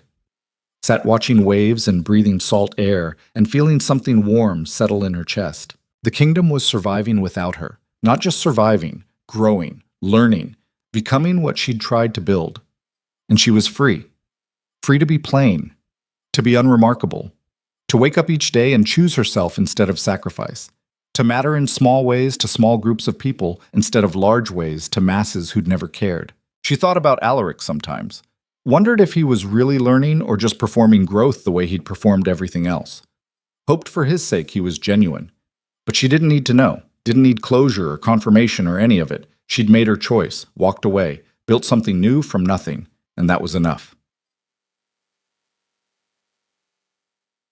2 years passed like a quiet dream. Alira became part of the village fabric. Not special, not celebrated, just present. The woman who ran the cafe after the owner retired, who grew the best tomatoes in the valley, who told stories to children on summer evenings about clever queens and foolish kings and the power of knowing your worth. She made friends, real friends who liked her for her dry humor and steady hands and willingness to help. Who didn't care that she was plain or quiet or had scars she never explained, who just enjoyed her company and offered theirs in return. She even found something close to romance. A fisherman named Marcus who brought her fresh catch and made her laugh, and never asked about the nightmares that still occasionally woke her. who was content with quiet companionship and didn't need her to be anything more than herself. It wasn't passion, wasn't the desperate love she'd felt for Alaric in those early years, but it was real, honest, built on actually knowing each other instead of performance and illusion. And it was enough, more than enough. One afternoon, a messenger arrived in the village, royal livery, official business, asking for directions to someone named Lyra who worked at the cafe. Alira saw him from the kitchen window, felt her stomach drop, felt 12 years of instinct screaming at her to run or hide or prepare for attack. But she didn't, just wiped her hands on her apron and walked out to meet him. The messenger bowed. Too deep for a simple cafe worker. Message from the capital, my lady. For Queen Alira Vale. She took the sealed letter. Heavy paper, royal seal. Her heart hammered. Just Alira. I haven't been a queen for 2 years. The messenger bowed again and left. Alira stood in the village square holding a letter that connected her to a life she'd left behind. People walked past, going about their business, not knowing that their quiet neighbor was staring at a piece of paper that could shatter her carefully built peace. She almost threw it away unread, almost tossed it in the fire and went back to chopping vegetables. But curiosity won. She broke the seal and read. The letter was from Alaric. His handwriting had improved, steadier, more confident. Alira, I hope this letter finds you well. I hope you found the peace you were seeking. I hope the world is treating you with the kindness you deserve. I write because I need you to know something. The kingdom is stable, thriving even. Your reforms created a foundation strong enough to weather the storms we've faced. The council functions independently now. The treasury is balanced. The provinces are mostly peaceful. We've even begun trade negotiations with neighboring kingdoms on terms that would make you proud. I tell you this not to brag, but to thank you. Every success we achieve is built on work you did, systems you created, standards you set. You saved this kingdom twice over, once by fighting for it, once by forcing us to learn to save ourselves. I also write to apologize. Not because I think apologies fix anything, but because you deserve to hear it said clearly. I failed you. Failed to see your worth until you were already gone. Failed to value loyalty until betrayal taught me its cost. Failed to be the partner you deserved and the king the kingdom needed. I've spent 2 years trying to become better, trying to build something worthy of the foundation you laid. Some days I succeed, some days I fail spectacularly. But I keep trying, because the alternative is dishonoring everything you sacrificed. I don't expect forgiveness. Don't expect you to come back. Don't expect anything except that you'll read this and know that your work mattered, that you mattered, that the plain queen who did the work became a legend people tell stories about, the woman who walked away from power because she valued herself more. They're building a statue of you in the capital square, commissioned by popular demand. The people wanted to honor the queen who saved them. I tried to stop it, knowing you'd hate the attention, but they insisted. So there you'll stand in bronze forever. A reminder that competence matters more than beauty, that loyalty is worth more than desire, that the person who does the work deserves the crown. I hope you never see it. I hope you stay wherever you are, living quietly, being happy. You earned that peace more than anyone I've ever known. But I needed you to know, needed you to understand that you won, not the battles or the wars or the political games, but something deeper. You changed what power means in this kingdom, changed what we value, changed us all for the better just by refusing to accept being undervalued. Thank you, Alira, for everything. For the years you gave, for the kingdom you built, for showing me what strength really looks like. I hope you find love. I hope you find joy. I hope you find everything I failed to give you. And I hope someday you can think of your time here without pain, just as a chapter in a long story that led you to wherever you are now. Be well. Be happy. Be everything you deserve to be. With respect and regret, Alaric. Alira read the letter twice, then walked to the ocean and sat on her favorite rock and watched waves while tears she hadn't expected ran down her face. They weren't tears of regret, or longing, or even particularly about Alaric. They were tears of release, of recognizing that the pain she'd carried for so long had finally transformed into something else. Not forgiveness exactly, not reconciliation, but peace. The quiet understanding that the past was past, that she'd survived it, that she'd built something beautiful from the ruins. She thought about the statue, about people in the capital telling stories about the competent queen. about her legacy living on in systems and reforms and changed perspectives. It should have made her happy, should have felt like vindication, but mostly she just felt tired. Tired of being a symbol, tired of being anyone's legend, tired of mattering in grand ways when all she wanted was to matter in small ones. She crumpled the letter and let the ocean take it, watched it dissolve in waves and disappear. Then she stood, brushed sand from her skirt, and walked back to the village, back to the cafe where she was just Lyra, back to the life she'd built from nothing. Marcus was waiting at her house with fresh fish and an easy smile. "You all right? You look like you've been crying." "I'm fine." She kissed his cheek, just saying goodbye to something that's been dead a long time. They cooked dinner together, ate on the small porch overlooking the valley, talked about nothing important, laughed at jokes that weren't funny but felt good anyway, held hands as stars came out, and Elira felt something she hadn't felt in 12 years, maybe hadn't felt ever. Complete, whole, enough exactly as she was. Mocking. 5 years after leaving the capital, Elira stood in her garden and felt the weight of peace settle into her bones like sunlight. The cafe was thriving. The village was growing. She'd helped establish a school where children learned to read and think and value themselves regardless of how they looked or where they came from. She taught sometimes. Simple lessons about strategy and problem solving and the importance of knowing your worth. Never mentioned being a queen. Never traded on old glory. Just shared what she'd learned in ways that helped young people avoid her mistakes. Marcus proposed on a quiet evening. No grand gesture, no performance. Just a simple question asked while they washed dishes together. "Do you want to build a life with me? Really build one?" She'd said yes, not because she needed him, not because she was incomplete without him, but because partnership built on honest affection was worth more than passion built on illusions. They married in the village, small ceremony, friends and neighbors, laughter and good food and dancing until the stars came out. Nobody cared that the bride was plain or that her past was mysterious. They just celebrated two people choosing each other with clear eyes and open hearts. Understanding what it means to choose happiness is understanding that it's always been a choice. The world tells you happiness is something you earn, something you achieve by being good enough or successful enough or recognized enough. But happiness is simpler and harder than that. It's choosing to value what you have instead of mourning what you lack. It's building small joys instead of chasing grand victories. It's waking up in a life you created and feeling grateful instead of restless. Elira had spent 12 years chasing validation, thinking if she just proved herself thoroughly enough, she'd finally feel worthy. But worthiness was never the destination. It was always the starting point.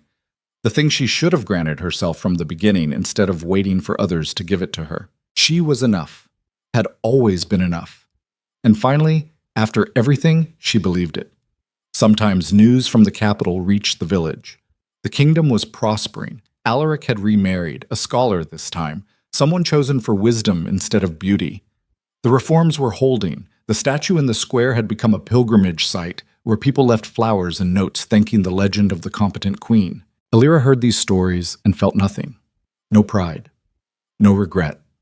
Just distant acknowledgement that somewhere she used to live, people were telling stories about someone she used to be.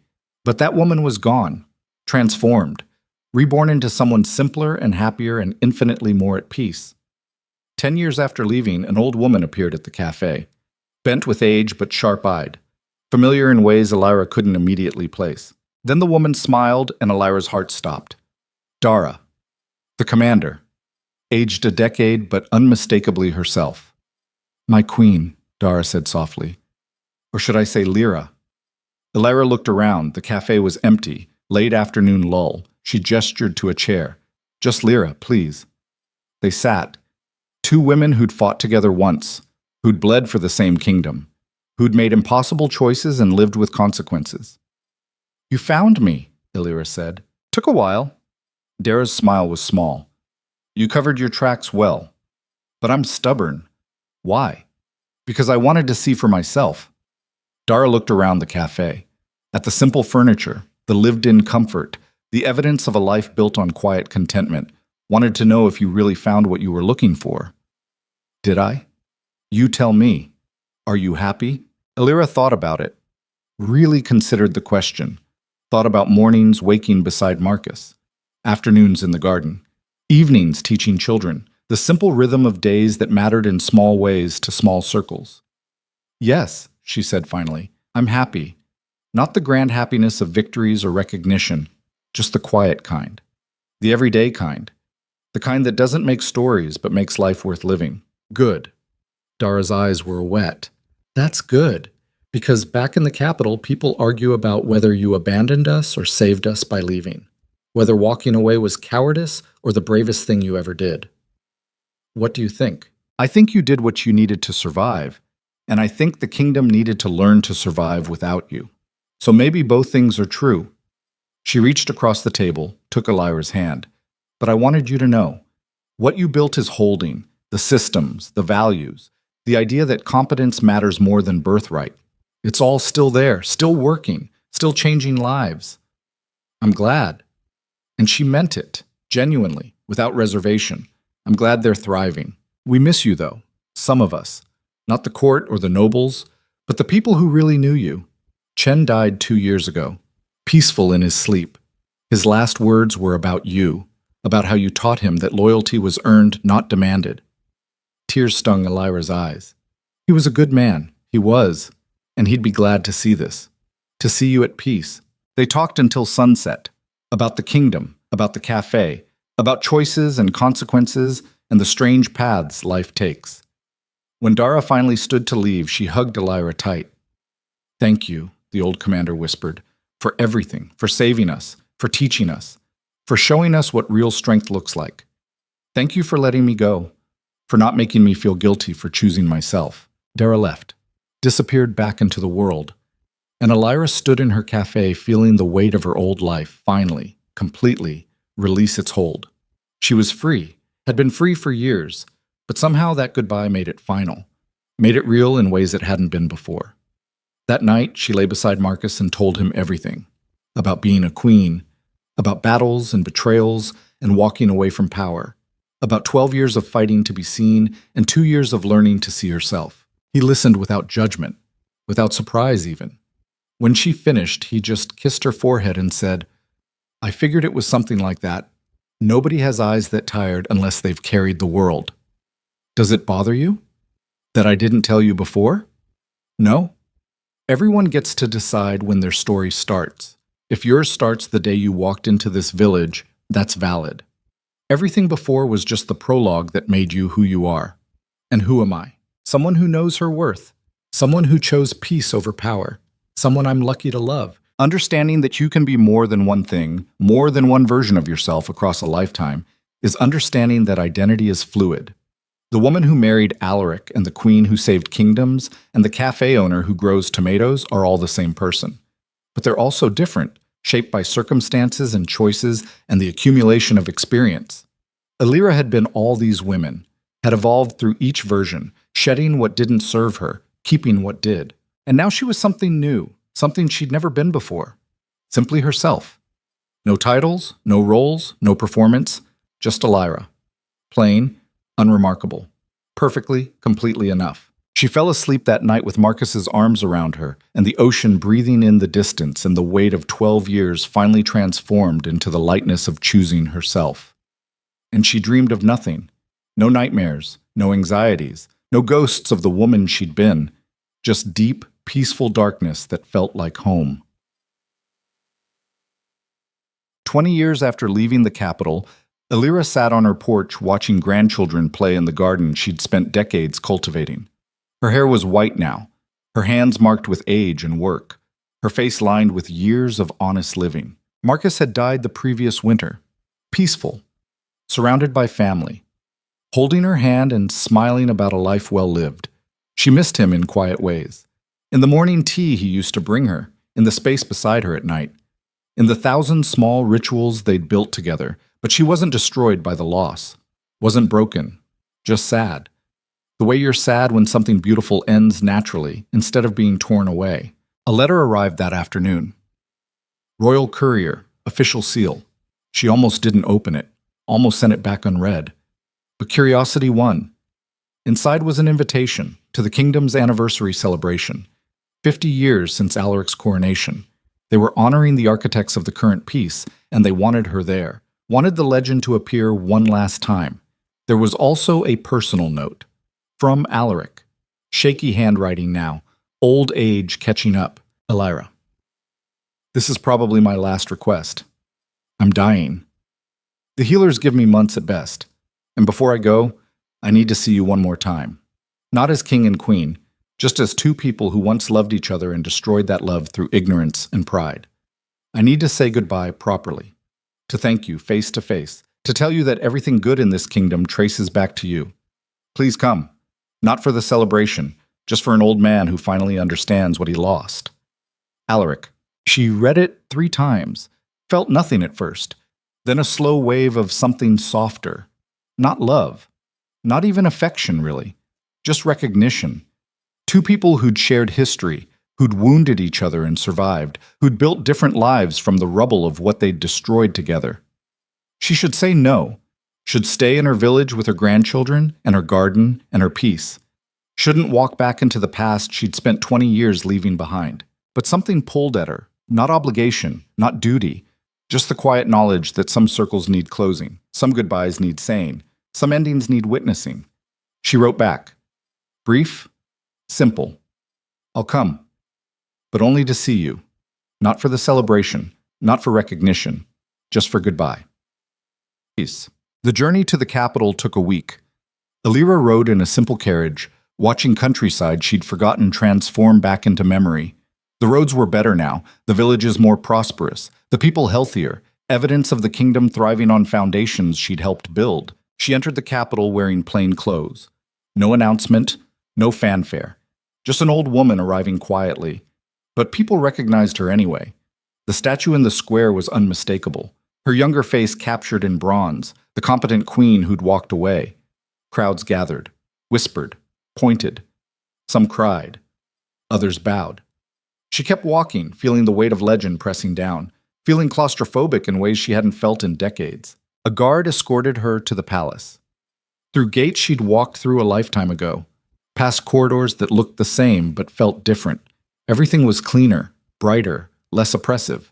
They'd built it into something worth saving. She could see that, could feel it in the air. The palace wasn't a monument to power anymore. It was a workplace. A place where people did the business of governance without the crushing weight of ego and performance. Her reforms had held, had grown, had transformed the entire structure. She felt pride in that. Quiet satisfaction that her work had mattered. Alaric waited in a private chamber. Small room, simple furnishings. He sat in a chair by the window, wrapped in blankets despite the summer heat. He'd aged terribly. Face sunken, body frail, but his eyes were clear. He smiled when she entered. Elira. You came. I said I would. She sat across from him. How are you feeling? Like a man at the end. He coughed. But peaceful. Ready. I've made my peace with most things. Most? I'll never make peace with how I treated you, with what I destroyed through stupidity and vanity, but I've learned to carry that regret, to let it teach me instead of destroy me. They sat in comfortable silence. Two old people who'd once been young and foolish and desperate, who'd wounded each other and survived, who'd become different people through the accumulation of choices and time. The kingdom looks good, Elira said. Prosperous, stable, because of you. Everything good here traces back to systems you built, values you established, the idea that competence matters. I just maintained what you created. You did more than maintain, you grew it, made it better. That takes work. Takes choosing to learn instead of staying stuck. I had a good teacher, even if I was too stupid to appreciate the lessons at the time. Understanding forgiveness after decades is different from understanding it in the moment. In the moment, forgiveness feels impossible. The wounds are too fresh, the betrayal too raw. But time transforms everything, softens the sharp edges, adds context and perspective, shows you that people are complex and flawed and capable of growth. That the person who hurt you might genuinely become better, that holding on to anger doesn't punish them, it just poisons you. So you let it go. Not because they earned it, but because you deserve the freedom that comes from releasing ancient grievances. I forgive you, Elira said, not because you deserve it, not because what you did was acceptable, but because I'm tired of carrying the weight of your mistakes, because I want to die with peace instead of bitterness, Because you clearly learned and grew and became someone better, and that's enough. Alaric's eyes filled with tears. Thank you. I don't deserve that, but thank you. Tell me about your life. Did you find happiness? I did. He smiled through tears. Married a woman who challenged me, who told me when I was being an idiot, who valued my mind over my crown. We had 3 children, good children who inherited her wisdom instead of my arrogance. I learned to be a real partner, learned to listen, learned everything I should have learned with you. I'm glad. She meant it, genuinely. I'm glad you became better, even if it came too late for us. What about you? Were you happy? Yes.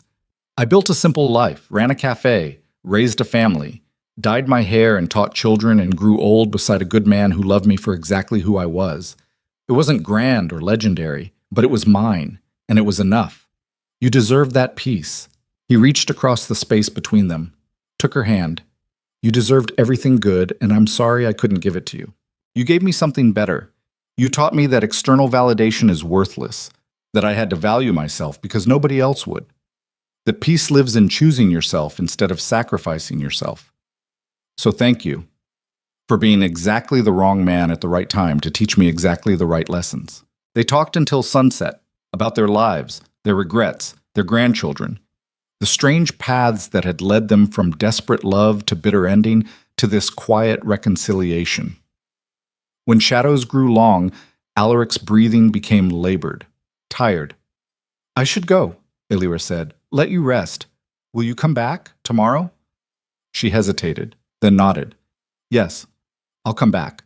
She visited him every day for 2 weeks, sat beside his bed while he grew weaker, told him stories about her cafe and her village and her simple, beautiful life, held his hand when pain made him gasp, sang old songs from their early years when he couldn't sleep.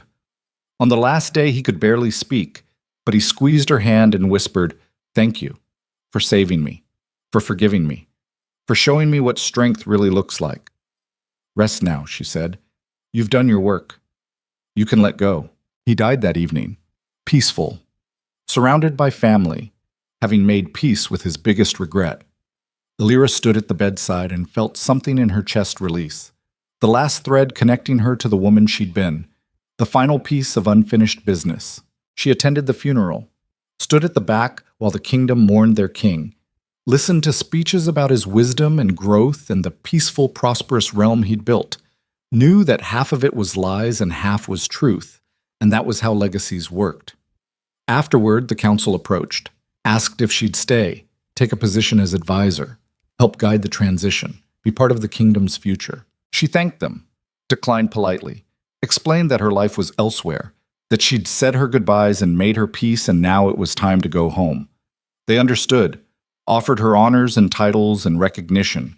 She accepted a small pension for her years of service, refused everything else, walked out of the palace one last time with nothing but the clothes she wore and the certainty that this chapter was finally, completely closed. Elira returned to her village and lived another 15 years. Quiet years. Good years. Years of watching grandchildren grow and gardens bloom and the ocean breathe against the shore. She told stories sometimes about clever queens and foolish kings, about the importance of knowing your worth, about choosing yourself when the world demands sacrifice, about building peace instead of chasing power. Young people listened, some heard, some didn't. That was all right. Everyone had to learn their own lessons in their own time. On her last day, she sat on her favorite rock watching sunset paint the ocean gold and red. Her body was failing. She could feel it, the slow shutdown of systems that had carried her through 83 years of life. But she wasn't afraid, wasn't fighting, just watching and breathing and feeling grateful for the strange, beautiful path she'd walked. She thought about the woman she'd been, the plain queen desperate for validation, the competent strategist holding up a kingdom, the legend who'd walked away from power, all those versions of herself, all those choices that had led here. And she felt proud, not of victories or recognition or any of the grand achievements, but of the moment she'd chosen to stop performing, to stop sacrificing, to value herself enough to walk away. That choice had saved her, had given her 50 years of peace and love and simple joy, had let her die happy instead of bitter, had transformed her from a symbol into a person. The sun touched the horizon, light spilled across water like liquid gold, and Elira felt something in her chest settle. Complete. Finished. She closed her eyes, breathed deep, smiled, and let go. They found her the next morning, peaceful, still smiling, sitting on her rock like she'd just fallen asleep watching the ocean she loved. The village mourned. Simple ceremony, friends and family sharing stories about Lyra, who'd run the cafe, who'd grown the best tomatoes, who'd taught their children to value themselves, who'd been kind and steady and exactly enough. Nobody mentioned queens or legends or statues. That wasn't who she'd been to them. She'd just been Lyra, their friend, their neighbor, their teacher. And that was the legacy that mattered. But word reached the capital eventually. The competent queen had died. Peaceful, happy, having built a life worth living on her own terms. They wanted to bring her body back, give her a state funeral, add her to the royal crypts, make her death as legendary as her life. But her will was clear. She'd left instructions. Simple burial in the village, no pomp, no ceremony, just earth and ocean and the people who'd known her as herself. They honored her wishes, because even in death, even as a legend, Elira Vale had earned the right to choose herself. Her grandchildren scattered her ashes on the ocean, watched waves take them, whispered thank you for teaching us that we're enough, just as we are. And the tide carried her out, into the vast blue, into the peace she'd spent a lifetime finding, into the quiet, eternal rest of a woman who'd learned the hardest lesson and lived it completely. That power means nothing if you lose yourself earning it. That recognition is worthless if it costs your peace. That walking away takes more courage than staying. And that choosing yourself, valuing yourself, loving yourself enough to demand better is the most revolutionary act possible. Queen Elira Vale had been many things. Competent strategist, legendary leader, plain woman in a world that valued beauty. But in the end, she'd been one thing that mattered more than all the rest. Free. Completely. Eternally. Beautifully free. And that was enough. More than enough. Everything.